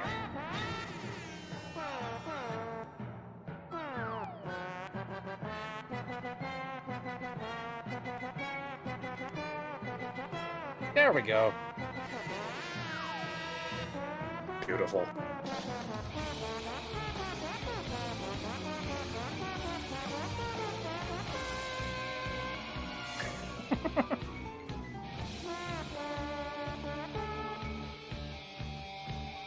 Oh, come on. Zoom out. I want to see that, like, the whole trombone. There it is.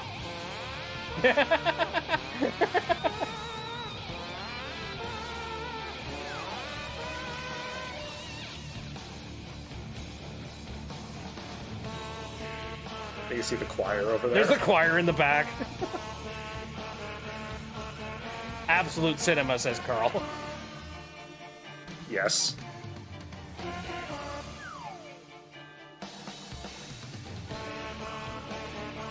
This game is a treasure. It is.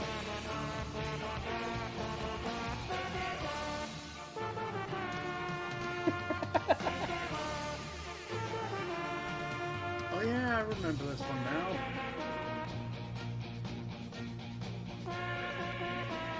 I will never get over just how farty it sounds.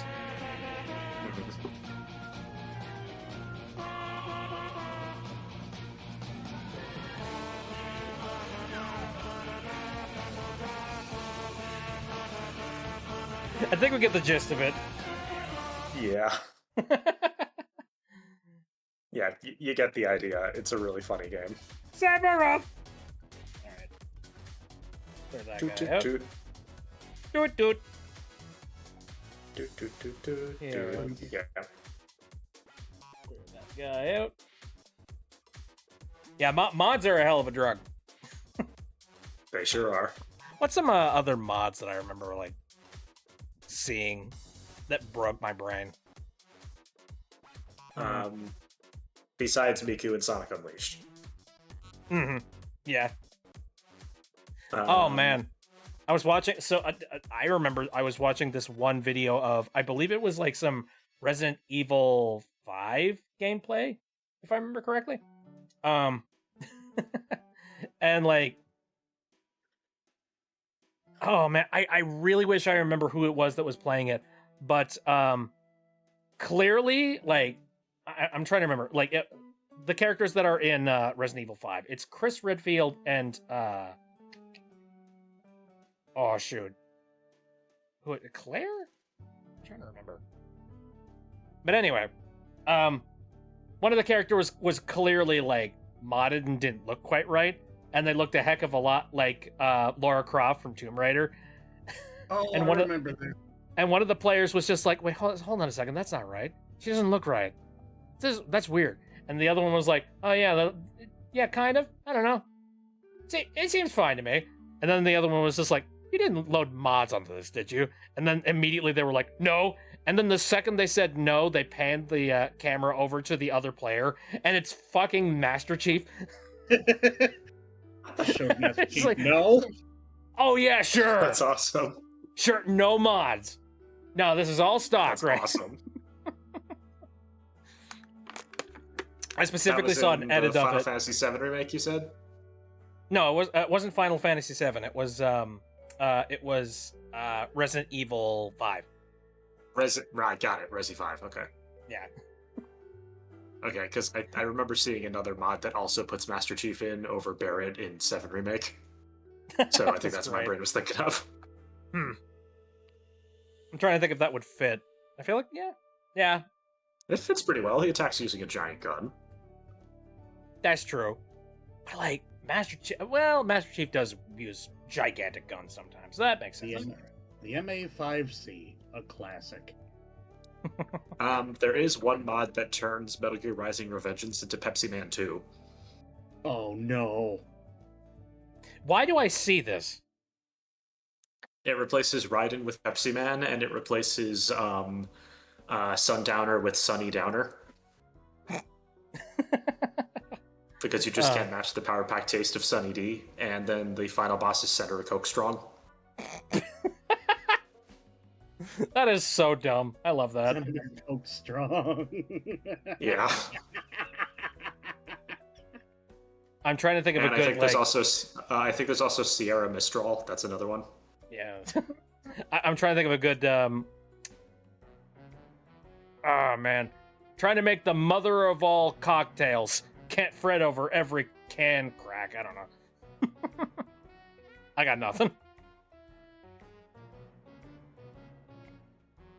Can't fret over every fizz. Yeah, it's an absolutely there amazing, it is. Holy hilarious shit. mod. Carbonation, son. Carbonation, son. To be continued in Metal Gear Solid 5: The Phantom Pain. Soda machine, son. Yeah. Dude, honestly, There we Pepsi Man go. looks so fucking awesome in this. I know. Isn't that just Gray Fox? I think it might just be Gray Fox but recolored with Pepsi colors, but it works. Yeah, it does the job, yeah. The icons are fucking Pepsi. Mhm.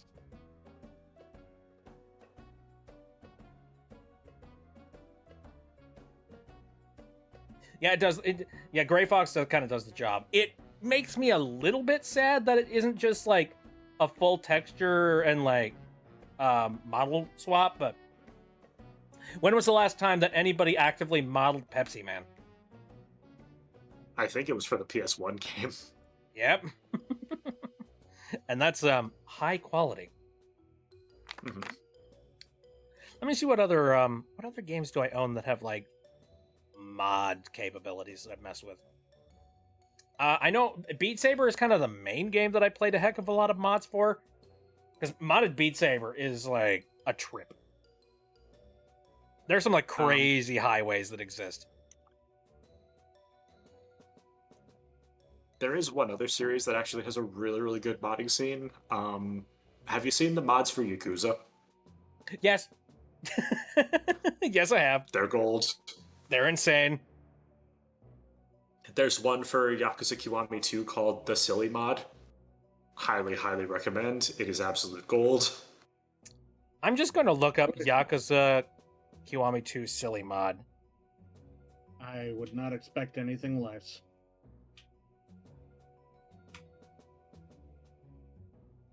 Silly Mod, Yakuza Kiwami 2, Nexus mods. Okay. Hold on a second. I don't have Nexus mod cleared through my my filters. There we go. Okay. What makes this so silly, eh? Ever wanted to have something unique for Yakuza Kiwami 2? Something funny and epic, but original at the same time? Wait, no more. Mod is made for you. Warning, very silly. Okay. Do tell. This mod is not compatible with any other mods. So if you want to be silly, you have to be the whole silly. Yes.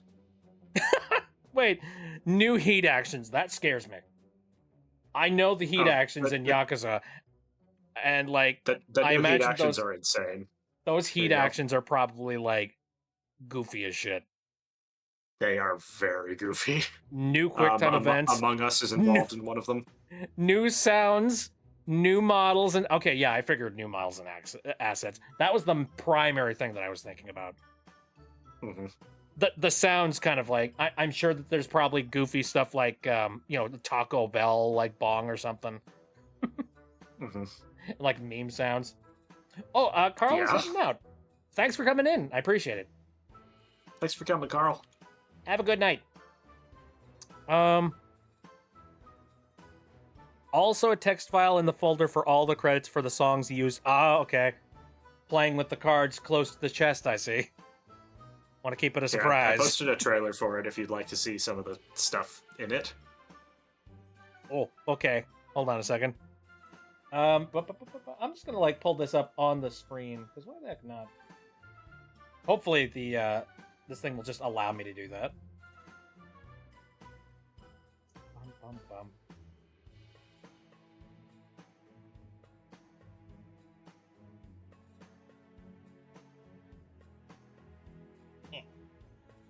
My frickin' mouse. There we go. Okay, window capture. Picture in picture. Good stuff. I'm expecting great things from this. Alright. Alright. A mod is huge joke mod. Do not take it seriously at any point. I mean, I don't know why you need to give, like, that type. We know it's a goofy mod. What are you talking about? It is very goofy. Ah.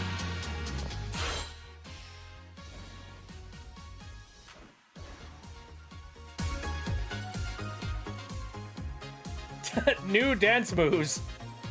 Yeah. Dance fighting.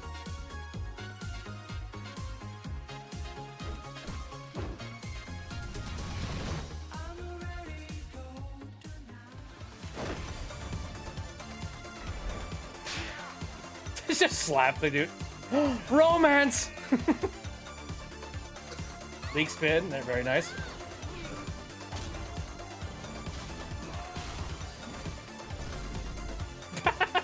Kiss your homies, of course. Oh, what the dog doing? And the random Fumo. It's a bomb. Yeah.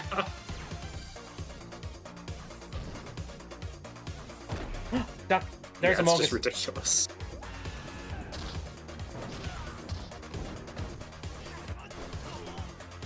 Caution supreme. Ass. Very nice. Yep. Kiryu, where you learned that? Just has a gun.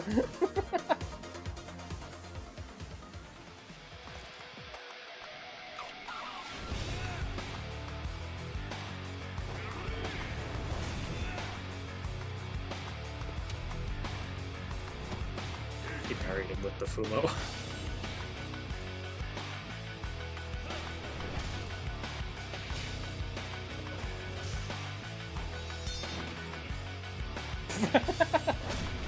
Knife throwing, nice. Okay.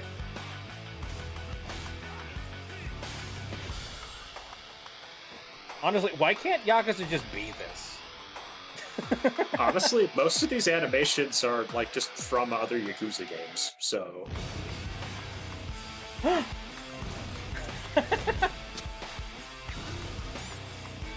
What? okay, maybe not that No, one. you!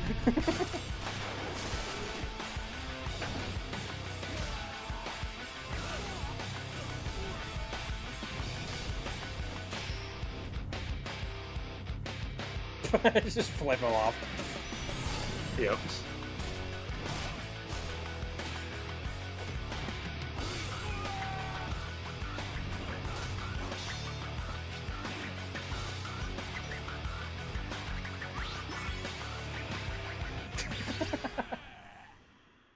The silly mod. Oh, that's so nice. Yeah. No, seriously, there were so many things in that I was just like, yeah, that's not really out of place. Honestly, was yeah, like, it's not too no, crazy. If that was just in the regular Yakuza series, I was just like, I wouldn't bat an eye. I'd be like, oh yeah, okay, that's just happening now. Cool. Mhm. Except when Amoga showed up, then I was like, okay, you're getting a little bit weird. Yeah. But honestly, most of that wouldn't be too out of place in a real Yakuza game. Yeah, right. I mean, I could see a character that just, I mean, literally, the whole dance fighting thing. The first thing I immediately thought was freaking Majima, because he does that. Yeah, he Just does breakdance that. That's fighting. normal. It's like you have not surprised me, sir. Oh man, what other? I'm gonna scroll through my games again. I know that there are some games that have like some really interesting mods to them. I just don't remember what they were. I've heard about Stardew Valley having a ton of freaking strange mods. I remember I went and I saw some of like the mods that exist there, and apparently there's a ton of mods that just like change out the intro, with like Grandpa in the bed, and like several different ways that Grandpa is just lying in bed, just like, you know, Stardew Valley, but Grandpa is the bed. And it's just like some body horror of like Grandpa being a bed. That's my kind of mod. I like goofiness. Terraria has got a lot of mods, but honestly, Terraria mods are more like it's just content updates. That's just it. Let's see. I know Binding of Isaac has a bunch of mods, but I don't really care much about that. I've seen some Cyberpunk 2077 mods. They're okay. Hit and miss. I remember one time I downloaded the DeLorean mod. Literally all it does is it replaces the texture for the fastest car in the game. Oh, and also, well, it does allow for the car to fly. So there's that. But also, I don't.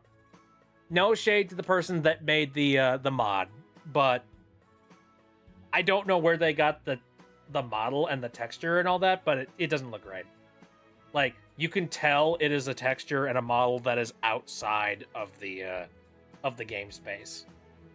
You know, it's like it's got repeating textures for the metal, as well as like I think the lights don't properly line up with it also. And also the doors don't work, so you just sort of like slide into the model. It doesn't look great. As somebody who, like, I really badly wanted to have the flying DeLorean from Back to the Future and have it look really good, it just kind of it left me hungry for more.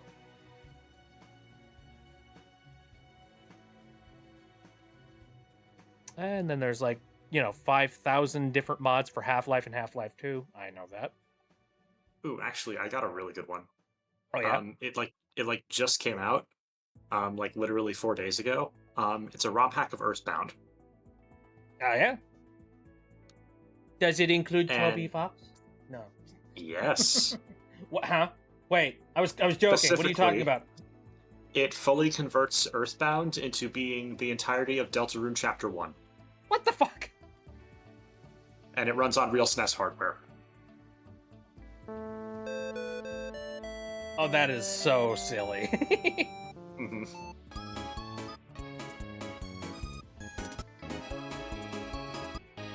Yeah, that's pretty straightforward right there. It's just Deltarune in the Earthbound engine. Yep. That's impressive. Holy We've shit. really come full circle, haven't we? Yeah, we certainly have.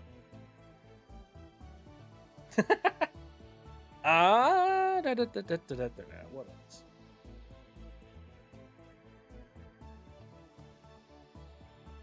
And also, it came out in Halloween, so it's a Halloween hack. Genius. Yep. Somebody, you know, I was on Blue Sky earlier, and somebody reminded me that, like, oh right, Deltarune premiered on Halloween. I forgot about that.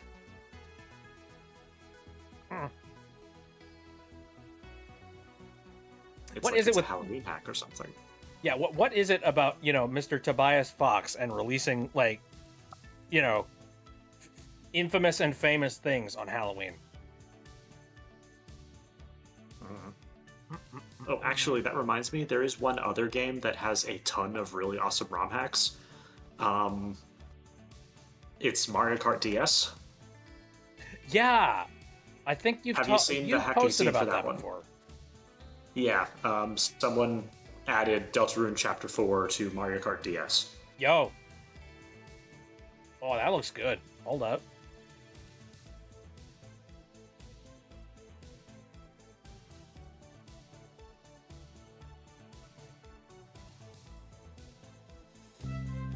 Yeah, Niji card. It's amazing how well it works as a Mario Kart track. Here, I have to pull this up.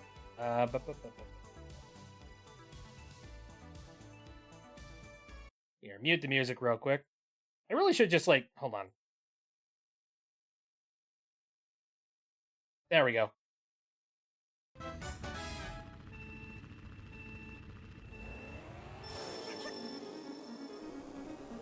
Cool.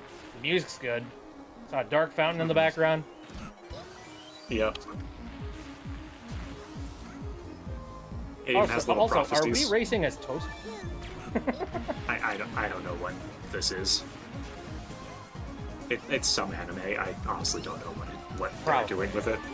But okay.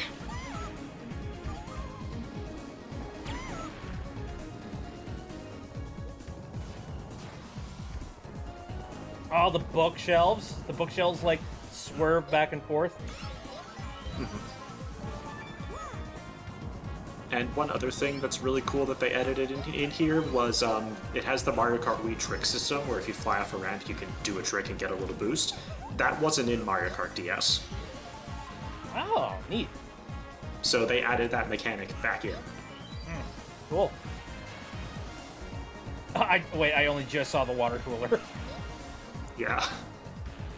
And you can also see the annoying dog climbing around on some areas too. Nice. And also, like, you know, the stacks of the cup characters. That's Gearson's library. So much stuff. Ooh.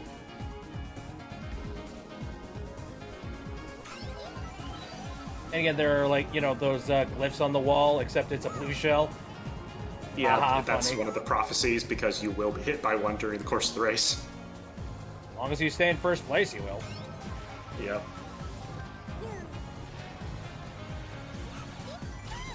Yeah, Mario Kart DS's modding scene is ridiculous. There are so many hacks of this game. just There's gonna, like, another one that also adds in Kingdom Valley from Sonic 06.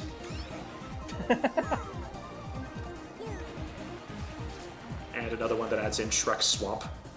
And that one course from Initial D with all the Eurobeat music.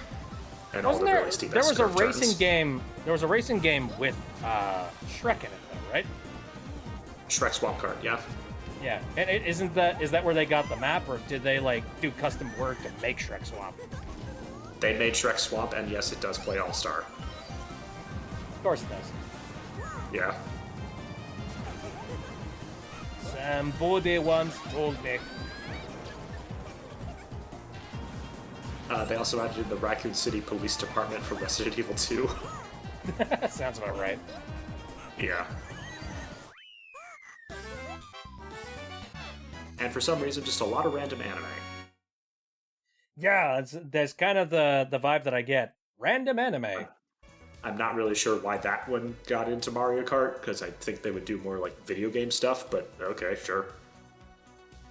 I mean, you know, you give something enough time on the internet, and eventually it will be taken over by anime. There is no True, stopping yeah. it. That is true. Let's see. Continuing to scroll through my my games list.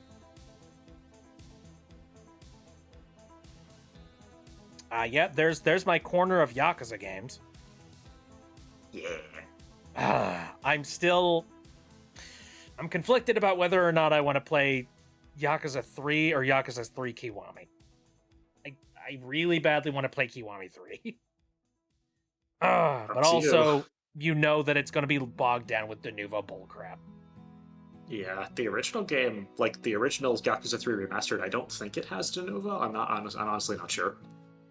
Well, you know, I think those games came out like at a slightly different time than the current policies that Sega has for their games that are releasing now. So Yeah. I fully anticipate or expect rather that it's gonna have Denuvo in it. You know. Yeah, the new Oh, one which probably is- will. I just checked the OG one. All it has is a Yakuza 3 end user license agreement. I don't see Denuvo on the store page. Well, So I have. You can definitely play the OG one. Yeah, I have actually all the Yakuza games all the way up to 6. Okay. So it's just a matter of like What do I prefer? What do I want at the end of the day? Well, I mean, if you do play the new Yakuza 3, then that means you're going to have to go play Yakuza 4 and have that one be the old jank drop in quality. That's true. So I mean, there's you going to be know. a drop somewhere. It's just a matter of where it goes, unless we just Or I wait, postpone it and then or they I wait eventually do a even Yakuza 4. longer, even longer, Yeah. and wait for Yakuza 4 Kiwami, Yeah, which assuming is they probably do going to Yakuza take 4 2 Kiwami. years. I mean, I'd like a Yakuza 4 Kiwami. That would be pretty cool. Mm. I'd play it. God. Speaking of time, I posted this a little bit ago over on the Discord, but it occurred to me recently that I'm about to hit my 10-year anniversary. That's Which is insane. freaking amazing, honestly. I am so old.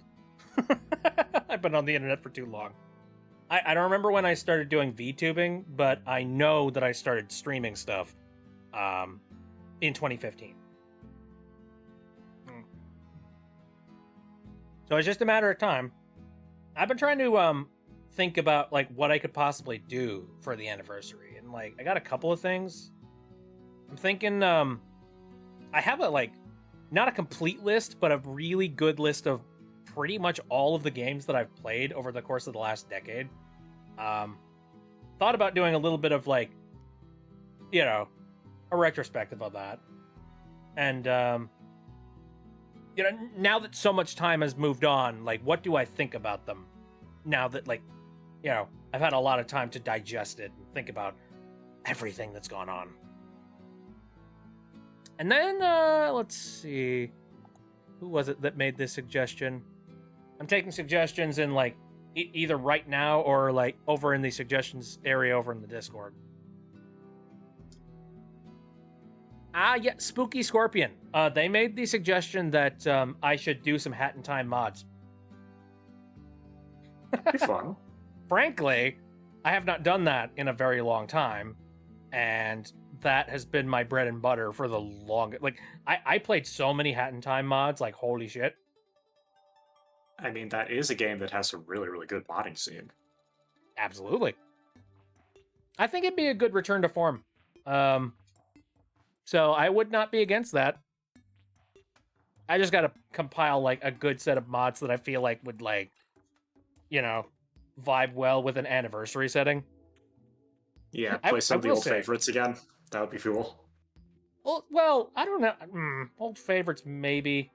I think I enjoy the process of just like downloading mods from either creators I know or creators I don't know, and just giving the mods a shot. I don't necessarily know if I want to do like a whole bunch of the old stuff again, because like been there, done that. You could do some of the challenge roads that they do. Oh god. Problem with challenge roads is that like that requires skill. I don't got a whole lot of that. I mean, they would be new levels. It would be. Well, here's a, like there are still like plenty of good mods that are coming up for Hat in Time, and in fact, I haven't played Hat in Time mods for so long that at this point, like, there's a lot of fresh content that I haven't seen. So it is absolutely doable. I could totally play some Hat in Time mods. Yeah, if you want to do it as a multiplayer stream, that would be pretty cool. I didn't think about that. Because, you know, like online party. It's true. I kind of want to do online party by itself though, because like I don't know, there's something the way that I usually do my my mod streams, you know, it very classic way is that it's very much just me, myself, and I. Gotcha. Not that okay. not that it doesn't have to be, but like I don't know, online party streams are kind of like their own thing to me. Makes sense. Let's see. I mean, Yeah, we social literally activity just had a. scares me too. What was that? Yeah, social activity scares me too.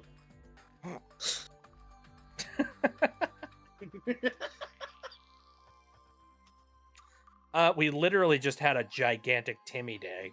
2025. So tons of stuff that I could play from there. I remember this one mod that it advertised itself as like the ultimate Timmy map, and then when you spawned in, it was just a bunch of mafia throwing cans at Timmy, and the only place you could you could go was walk forward and jump into a dumpster. Exactly. Yeah, that is the ultimate Timmy map.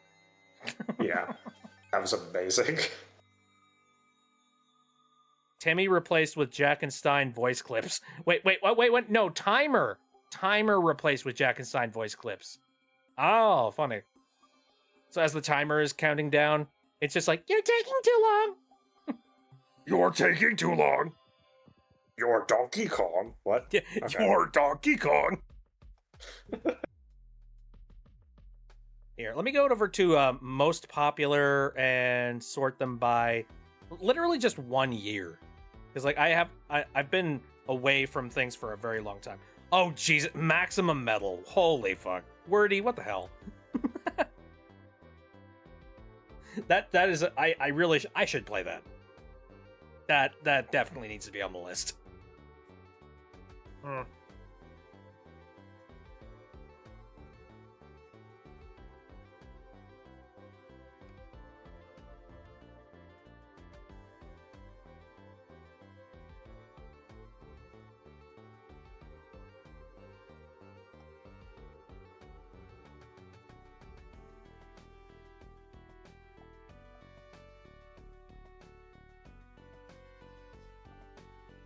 I did not try out the Night of Wonders mod, and I don't know much about it.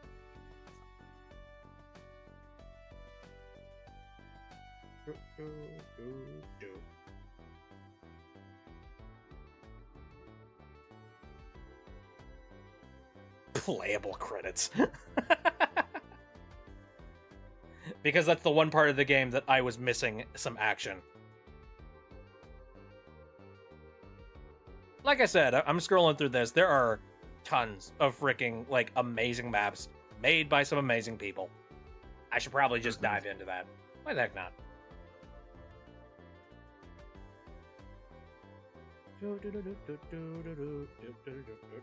I thought it'd be funny if, I had this one idea for a possible anniversary thing, but, like, it would be a total troll. What if I just, like, played Cave Story again and pretended like it was my first stream? Because like my first stream ever was Cave Story, and I thought it'd be funny if just I started up and be like, "Hi guys, this is my first stream ever, and I hope you enjoy it. I'm gonna be playing my favorite game of all time, Cave Story." You could do that and play one of the like new versions of Cave Story with like the Wind Fortress in it. Oh god, the Wind Fortress! Holy shit! I mean, you could. I've tried. I think I played the Wind Fortress on the stream. God, that hurts. Again, it requires you actually having skill, something that I don't have. Oh, you know what's one thing? Actually, I was thinking about doing this at some point. Cave Story 3D, which is literally just Cave Story except with a new shellac paint. The 3DS version? Yeah. And I don't think that would be too hard to do. Like, either I do it on the hardware itself, which my capture device on my 3DS is a little bit finicky. I think it needs to be resoldered or something. Or you could just emulate it. Yeah, you could. I considered that maybe I would start that up as like a stream, possibly. Though, how many times can I play Cave Story before I'm just like, been there, done that? I don't know. How many times can they re-release it? And how many times am I gonna frickin' buy it? I have a problem. I think I've at least played or bought a copy of Cave Story for every console it's been on. Unless I, don't own the console, of course.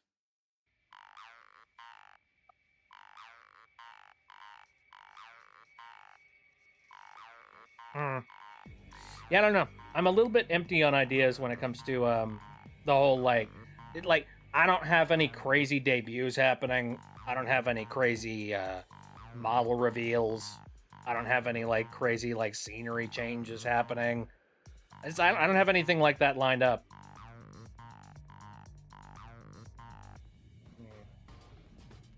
Hmm.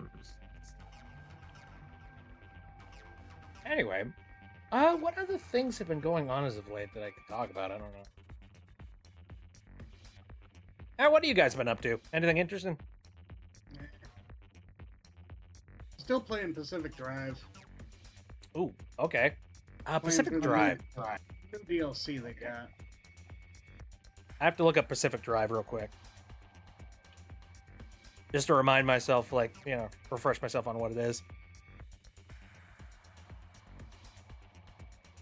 Ooh. Oh, weird. Is this a game about aliens?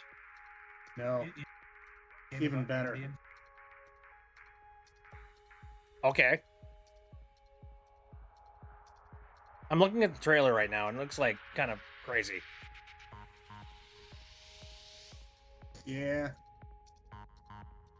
Basically, scientists went insane and turned the Olympic Peninsula into a magic science zone.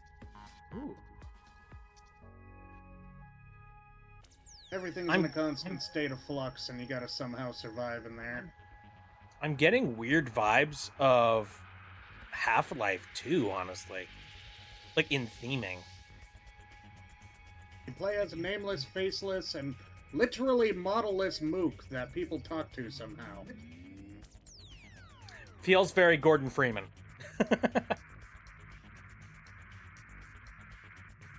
I think I remember seeing a trailer for this game, and it reminded me of this other game called The Oregon Trail. Oh, Oregon Trail. I know Oregon Trail. Like not the one that you're thinking of, where like you drive, like you have your station wagon and you go across the country to Oregon or die of dysentery. Not that one. Yeah, that's the Oregon Trail. Yeah. Yeah, I'm talking about the Oregon Trail, which is that, but it's set during the zombie apocalypse. Which is so freaking clever. Who the heck came up with that? I don't know, but they are geniuses. Like, that is an insane freaking leap of logic, but it's like a genius one. It's one of those things you hear and you go, God, why didn't I think of that? Yeah.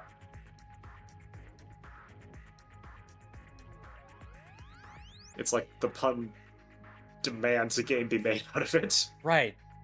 I'm trying to think of like some other stuff that I've seen that I was just like, that name had to spawn something. Mm-hmm.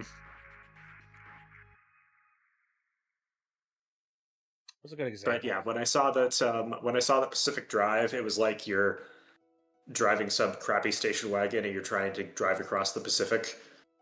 That just reminded me of the Oregon Trail so much, and I legitimately thought that it was a 3D remake of the Oregon Trail at first. Oh, I see. No. Well, it's I'm interesting sorry. because like it doesn't look like there are any sort of zombie things happening, but it definitely looks like that that janky sort of what's the right word? Hobbyist? No, that's not it. Yes. Basically somebody that's doing a lot of tinkering with something. I think it's a good way to put it. Yes. You And have like to the modify Half-Life your 2 car in universe order was to be all able to- about just taking stuff that they like found and then tinkering around with it and making it work against the Combine. So that's Yeah. where I get the whole like Combine thing from. And also the art direction too. Because yeah, a lot of stuff in there just looks very alien. Mm-hmm. Extra So what's- dimensional, but I get the idea. Yeah, interdimensional. Crazy stuff.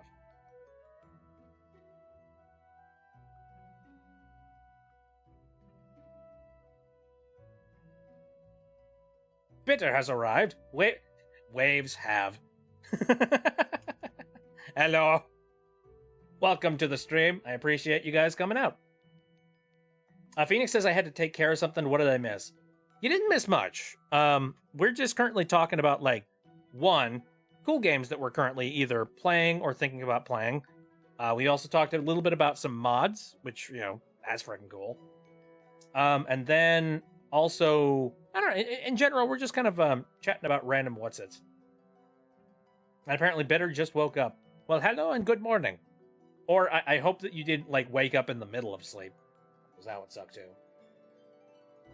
Oh, there was one thing I was thinking about. So we just recently had Halloween.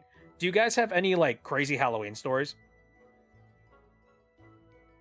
Yeah, I actually took like an hour and a half long nap. It was insane. I do have one funny story about this person in my neighborhood from like as a kid, and they did the funniest prank ever.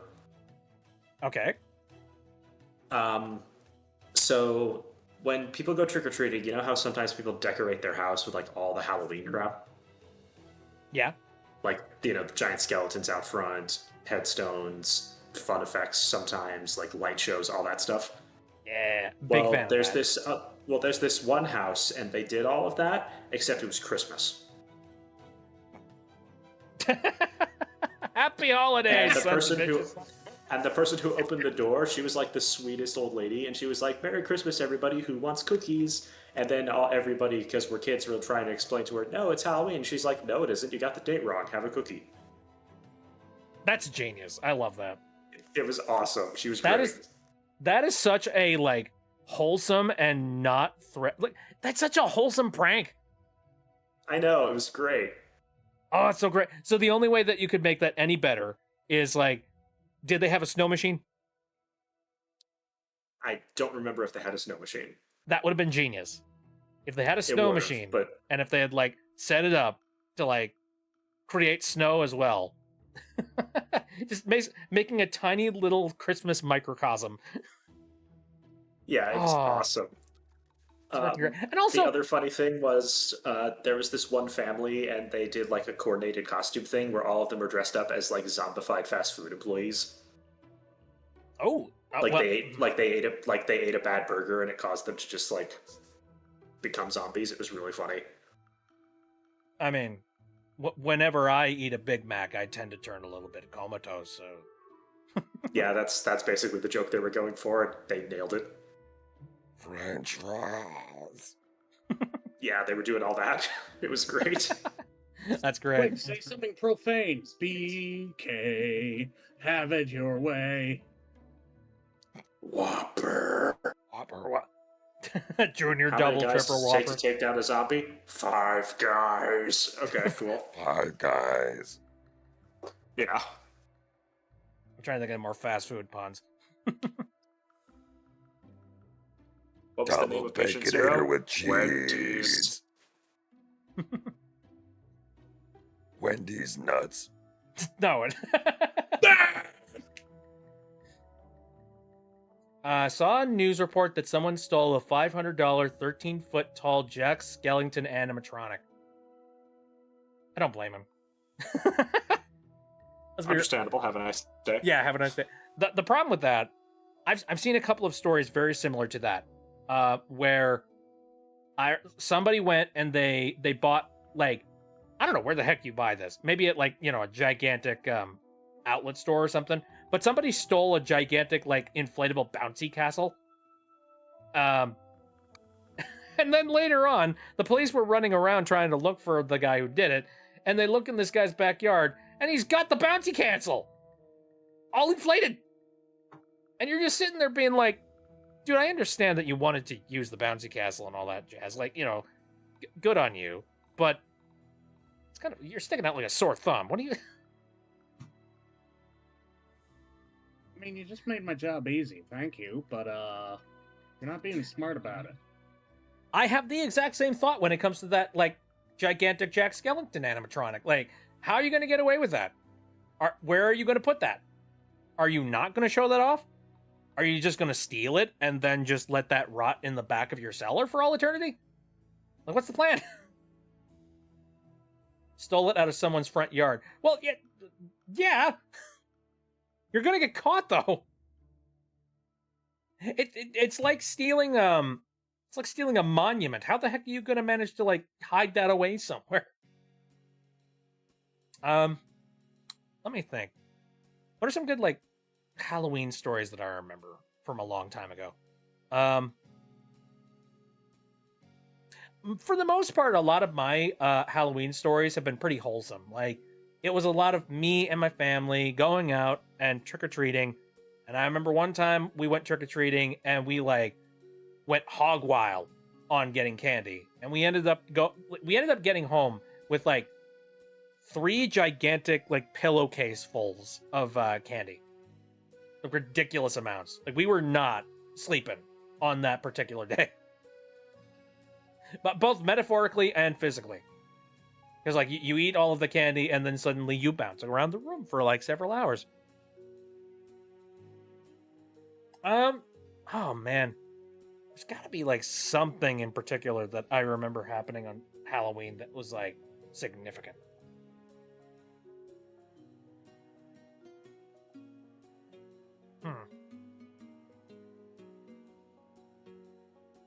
I remember there was one year that my folks must have known this particular household because we were allowed into their house to like get like snacks and stuff. And I remember when I was younger, I didn't know who the heck they were, but apparently I'm going to guess that my parents did because they allowed us into the building. And I was sitting there just being like, okay, this is a little bit extra. I don't feel like I should be in here. Because there are certain like social barriers that you probably shouldn't cross when it comes to trick-or-treating. And one of them is actively going inside the house. Just don't do that. No. Stranger danger. This is a very simple transaction. It is go to house, ask for candy, have candy delivered to your bag. I receive candy, you receive a fun cosplay. The end. Yep. Have a nice day. And then you check your candy for razor blades. House that I remember on my neighborhood where they actually had people come into the house. Mm-hmm.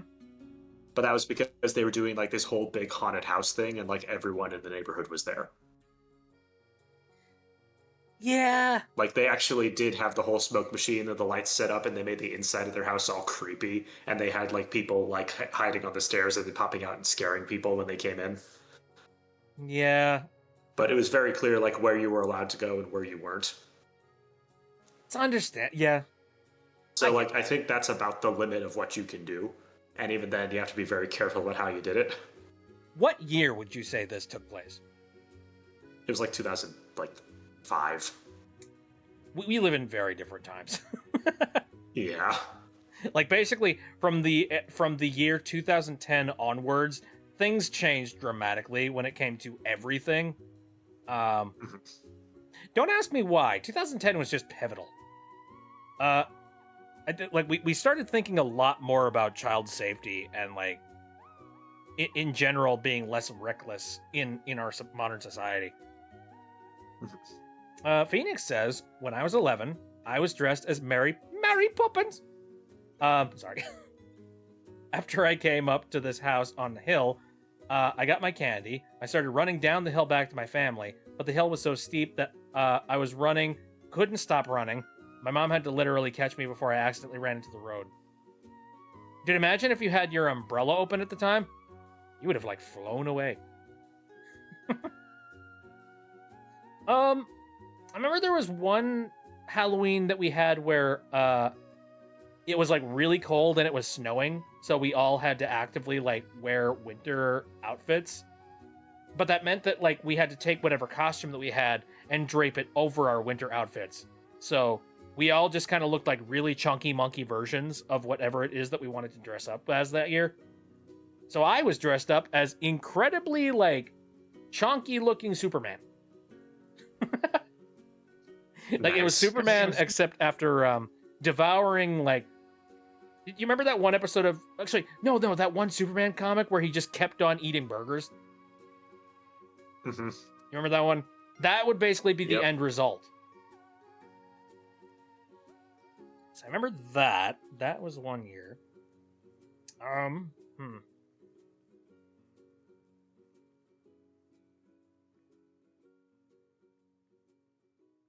feel like there was another thing. There was one year I remember, I don't know how I managed to get there, but I was on like a college campus, and we were going door to door inside the dorms. And, you know, there were dorms that were like actively handing out candy to to people, and then there was like one dormitory that like not only were they handing out candy, but they also had like this like ball game thing where they'd set up like a red Solo cup across the hall, like basically. So their dorm door for like their particular block was open, and then they put like a red Solo cup on the other end, and they basically said, hey, if you can roll a ball into that red Solo cup, you get a bonus candy or something. It was very jank, but like honestly wholesome. And also like I didn't see any crazy partying happening there, but I maybe it was happening, maybe it wasn't. Who knows? We didn't go to every single door. Last Halloween, it rained, and my Beetlejuice hair I had for my costume got messed up. Aw, that sucks. Hey, at least it was rain and not snow. Yeah, it could be absolutely frozen. Speaking of which, what is the current temperature outside? Do I have my phone around here? I do not. Gosh darn it. Where the heck did I put my phone? Oh well.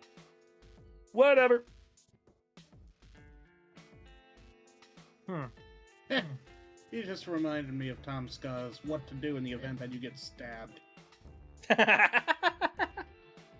Oh, I remember that one. Oh, man. Hello, I'm Tom Scott, and this is my buddy Chris. Chris. We're here to teach you what to do in the event you get stabbed. Right. and then Chris goes, yes, and stabs him.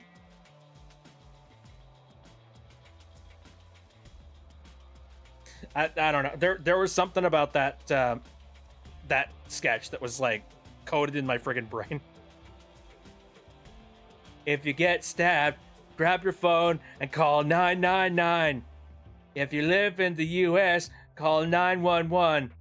And if you don't live in either of those things, I'm so sorry.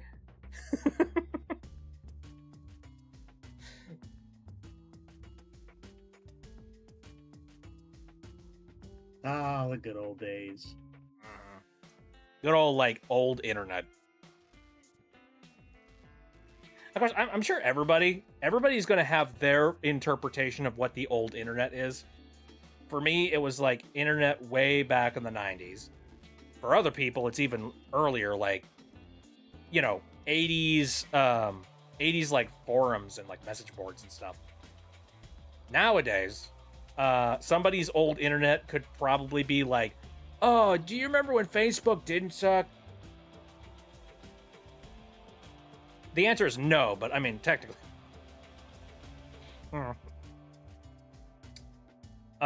What would you do if a massive dog is running full speed at you and the owner is incapacitated because they slipped on ice when the dog pulled away? I wouldn't immediately assume that the dog was going to maul me. I would definitely, keep my guard up and make sure that if the dog looked like they were going to lunge at me, I would try and, sidestep it a little bit. Random thought that came to your mind? It's an interesting thought. See, I'm not massively afraid of animals and things like that. Though, unfortunately, all animals are raised in different circumstances, so you don't know whether or not an animal is a danger to you or somebody else. So, again, caution is important. Though I've had really good luck with animals. I don't know what it is. I guess I just have a demeanor and an appearance that is really unthreatening. Because my brother got attacked. My brother got attacked by a pit bull. Ooh, well that sucks. How did that go about happening? He was walking one of our dogs when another guy was walking his pit bull. They walked by each other, and the pit bull took exception to our dog. Oh. So he jumped in to save the dog and ended up with a couple of broken metacarpals and 26 stitches. Oh, that sucks. Ew. That really sucks. I hope they're doing okay now. Afterwards, the guy picked up the pit bull and said, "He's up to date on his shots," and ran away. God, asshole! Well, here's the Ah. thing. He did that because the dog is probably on watch list because he's done this before. Yeah, no shit! So, if he that gets is found terrible. out again, the dog's getting put down. Mm-hmm. No, deserved. Like I I said, understand why he ran away, but shame on you. I think when your dog does that a few too many times, it's time to walkies are over. Like you can't really do anything with that dog anymore. Like take your Yeah. dog to like a secluded park. Like at most case, at best case scenario. Oh man. For some reason that reminds me of my folks a while back were looking into getting a new pet. They didn't really want to get any like new kittens or anything because they were thinking to themselves like, we don't want the responsibility of taking care of a cat from like kitten to adulthood at this point. Like to put it very grim, my parents are just like, am I gonna live that long? And so they were just like, yeah, we should probably get like a cat that is already like established and old enough. So they ended up picking up this one cat named Ella, and Ella was an absolute adorable little ball of fuzz, and very well mannered. Like this cat absolutely just loved being around people, like rubbing back and forth between legs, looking up at you, like talking up a storm. Loved being picked up. An absolute sweetheart and a half of a cat. There was a problem though, and that was this cat did not play well with other cats, and we do not know why that was the case. We're assuming that they probably lived in a household previously that like had cats that were probably like really hostile or abusive or something to that degree. Or maybe this was just something that they were born with. Maybe they just like don't like other cats by standard. But regardless, this cat did not like other cats, and there were several circumstances where Ella ended up attacking the other cats, and not lightly. I'm not talking like play fighting or something. I mean like this cat was like on the hunt for blood, basically. It only took a couple of times for that to happen, for my folks to basically be like, yeah, no, you're going back to the shelter. See you later, kitty. And that really sucks, but like that cat got a label on their file that basically said like that this cat needs to live in a one cat household because it's not going to work any other way.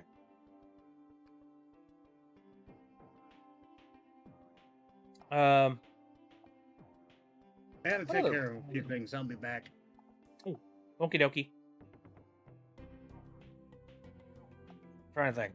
I think I've had some other pets growing up that like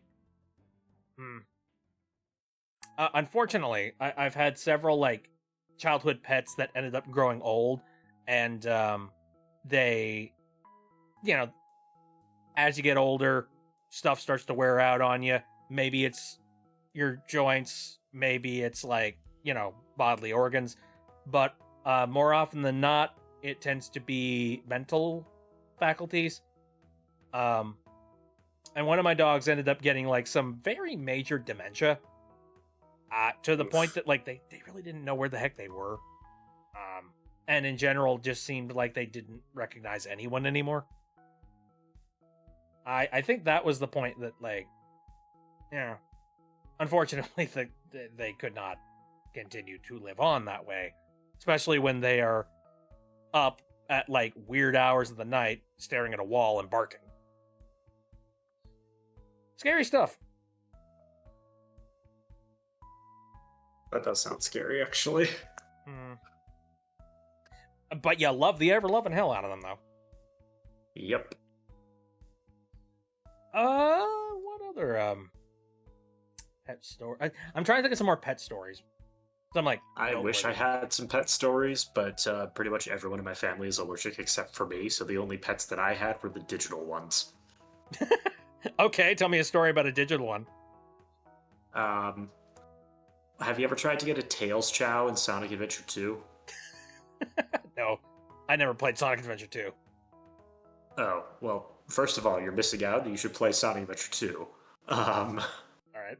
it's one of the greatest pet simulators ever made, and it also has a good Sonic game attached to it. Yeah, you also get to play as Sonic. Yeah. Well, if you want to get a Tails Chow in Sonic Adventure 2, the only way to actually get that is to play a completely different Sega game called Phantasy Star Online 2. Oh, it's a memory card dealie. Yep, it's a memory card dealie tied to a defunct MMO. That's it So, sucks. on the GameCube, there was an MMO on the GameCube. So you needed to do that, and then once you did a bunch of convoluted crap in Phantasy Star Online 2, you were able to get a Tails Chow that you could then put into Sonic Adventure 2. Oh wow, that is And insane. it's really complicated and stupid to do, but it's also really really frustrating because the Tails Chow is so freaking cute. I have to look this up and put this on the screen for like.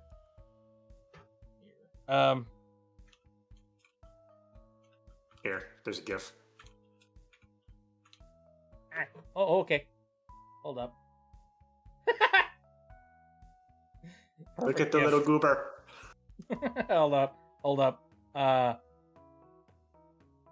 Visit site.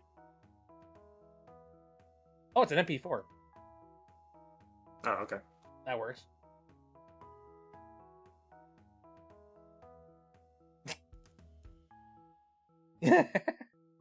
Oh, no, loop the footage. There we go. Look at him go. Yeah. Anyway, he is my baby, and I love him. He doesn't know where he is. He doesn't. But yeah, you could collect stuff in the levels, and then you can come over here and then feed him, and then you can race him in little races where he unlocks different badges and things for him. And then once you finish it, you can unlock different emblems in the game, and you can also enter him into a little karate mini game. Karate with this guy. Yeah, Chow Karate. He can do spin kicks. That's kind of neat. He's But actually also, I really don't want him to get overpowered. hurt. Well, that's why he has to do the hurting. I guess. But yeah, he's adorable, and you can name them. You can send them to school so they can learn how to be smart.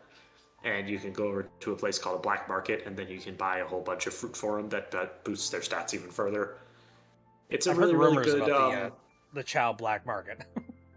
Yeah, it's a really really fun pet simulator game that's just included as this side mode in Sonic Adventure 2, and it's where most people spent most of their time in the game. Even though this is also like the really weird dark Sonic game that introduced Shadow as a character. I mean, for a lot of people, that was probably the draw to the game. Yeah, but then they ended up staying for the pet simulator. and why wouldn't you? Because oh my god, Yeah. look at the man go. Yep. Matt, virtual pets. So that reminds me, like, I never got into anything like Neopets or anything similar to that. I remember seeing like advertisements on TV, banner advertisements on websites. Yeah, in general, I never really got into it because I was like, what's the point? I don't have the time or the energy or the amount of focus. And I'm a tiny child who's just like he gets one thing and then he completely forgets about it. Then he just moves on to the next thing. All right, I'm back. Hello, welcome back. I mean, there is one other option. What's that? There's Nintendogs. Yeah, Nintendogs. The only dogs that have a mute button. That's true. That was the reason my mom gave for why she really liked Nintendogs. You could always tell the dogs to just be quiet. Hmm. I thought it don't was know. very funny. There's something special about like raising and like taking care of an animal that like has a very distinctive personality though. That is true. That's the one major draw when it comes to getting a pet personally. So like Mhm. whenever I saw a pet taking care of simulator type of game, it never really resonated with me because it's just like you were pre-coded and determined to just behave. This dog was programmed to like me. Yeah, exactly. You didn't earn that. Yeah. I did not Yeah. earn this. Meanwhile, if an animal actually actively likes you, like there's a reason. Yeah, if an animal actively likes you, you'll know. Oh, yeah, speaking of which, like again, I got there's that one cat that my folks picked up. Which, by the way, I had that entire diatribe about that one cat they got, Ella, that they were like, you know, we don't want to get a kitten. Let's just go ahead and get an older cat so that, yeah, my folks went and got kittens anyway. Yes, they're just, yeah, sure, why not? Nice. And like, already, I mean, in general, these two kittens were, I don't know how the heck they were raised as kittens, but they were raised to like just be affectionate little suckers. And like every single time I've gone over there, there's this, both of them are kind of like clingy, but like Poe specifically, one of the cats they got, which is like a tabby cat, Poe is just like, he's Velcro on me. And I don't know if it's just like, ooh, you're a different person. Hello, pet me. Hang out. I want to be with you. Or if he's just like genuinely got an interest in me in any like special way, but like, yeah, he just like he hovers around the feet, loves being picked up, and you could hold him and he'll just like purr in your arms for just like 30 minutes, and just be completely like zonked out. It's freaking cute. And Finn is the one that's the rambunctious bastard. He's the one that he's just like, all right, I'm going to prepare food. Like, I'm going to prepare dinner for everybody. And Finn's the one that just like jumps on the counter. It's just like, hi, what are you doing? Hi, can I have some? Please feed me. They never feed me. I swear to God.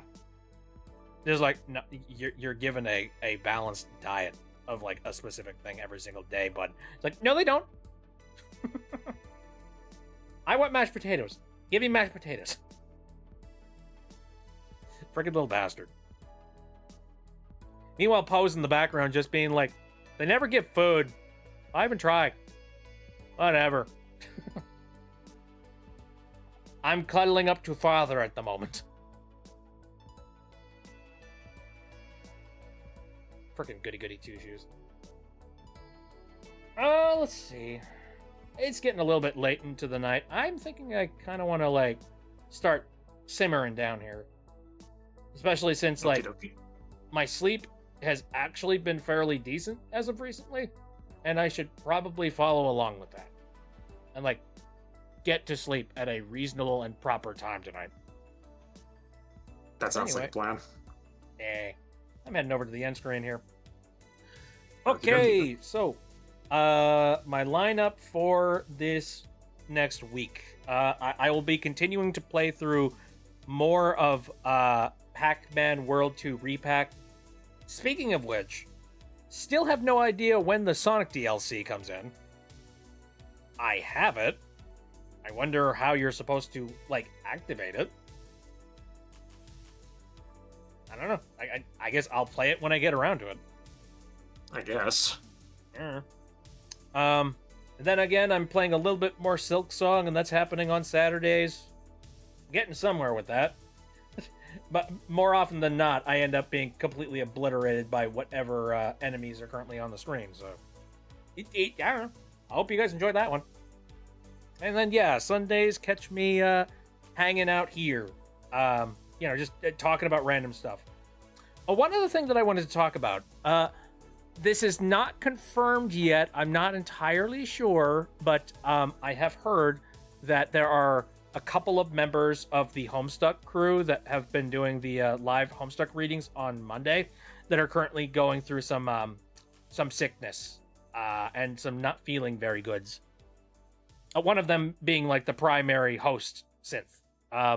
He has not made any official announcements about this, but like I suspect that might not be happening this week. Maybe. Or it might be like delayed or rescheduled for another day of the week. I'm not entirely sure. We'll see how that happens and how that goes. I don't know. I hope it happens because I'm looking forward to a little bit more crazy Homestuck stuff. Mm-hmm. Oh, Pierce has sent me the thing about the thing. It releases in November? I mean, it is November, so... November/December. I hope it comes out soon, then. I hope so, too. I'm nearly done with the game. I hope it comes out soon. I bought Pac-Man World 2 repack for PS5. Me and nephew are even Sonic fans. And he...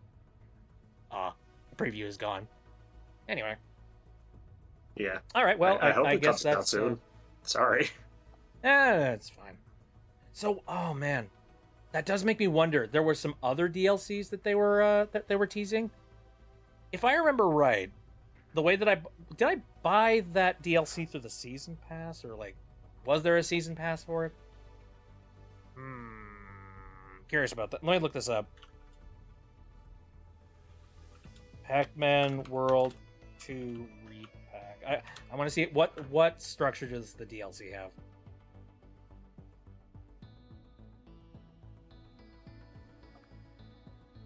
Here, look it up on Steam.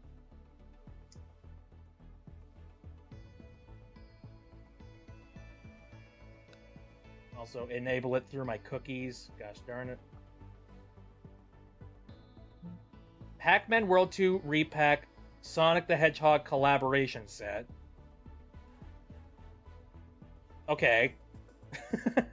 Hold on.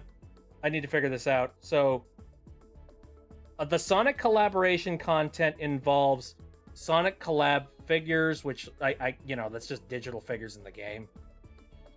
And then 3 stages for a Sonic collabs thing. Okay. And I don't think there's any other DLC aside from that.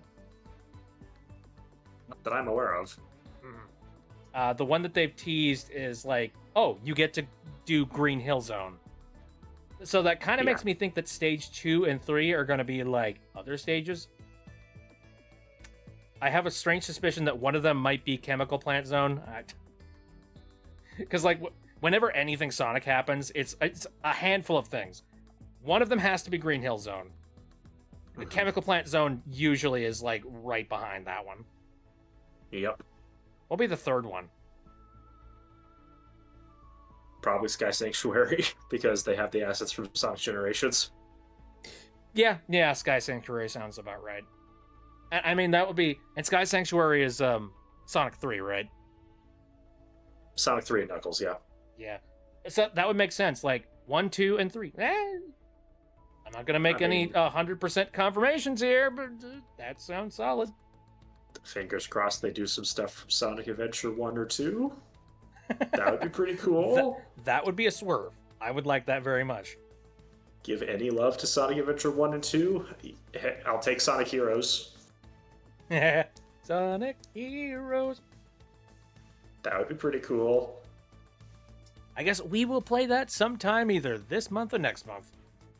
Yep. Whenever they get it finished, I suppose. Because the sword is powered by our teamwork. Because that's the motto of this show. We can do it! Just like Sonic Heroes! Oh god, Yes. I forgot about Super Frickin' Parody Rangers. Maybe they'll time the release of the level with when the Pac-Man stuff comes to Sonic Racing Cross Worlds. I don't know. Oh, Florian has just jumped into the chat. Hi. We're finishing the stream up. Sorry. Sorry. But hey, I'm glad you hopped in. I guess I'll do a little bit of a I'll repeat what I said. So the plan is I'm going to be playing a little bit more Pac-Man World 2 Repack on Wednesday, and then Saturdays I'm playing through Silksong. Casual streams are happening on Sundays, where we just sort of sit around and talk and all that jazz. So yeah, that's kind of the plan for the next week. And yeah, again, as for the Homestucks, that's kind of floating in limbo at the moment. We'll see how that happens. Dude, like, the Homestuck comic is getting freaking crazy right now. Like,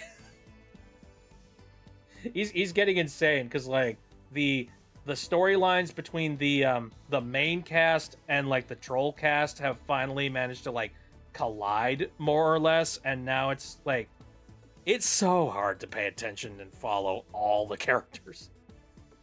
Because I'm just like, wait, oh, yeah, right, this troll character exists. What are they doing? Okay, yeah, all right. It's like, wait, now where the hell are we? Actually, that basically sums up that webcomic in a nutshell. Where are we, the webcomic? Alrighty. Well, I'm gonna stop talking your ear off. I'm gonna start, like, actively simmering down and chilling out for the rest of the night. Okie dokie. All right. Well, I'll catch you guys sometime later. Thanks for coming in and talking. Yep. Yeah. Have a good one. Thanks, everybody. Yeah. See ya. See ya.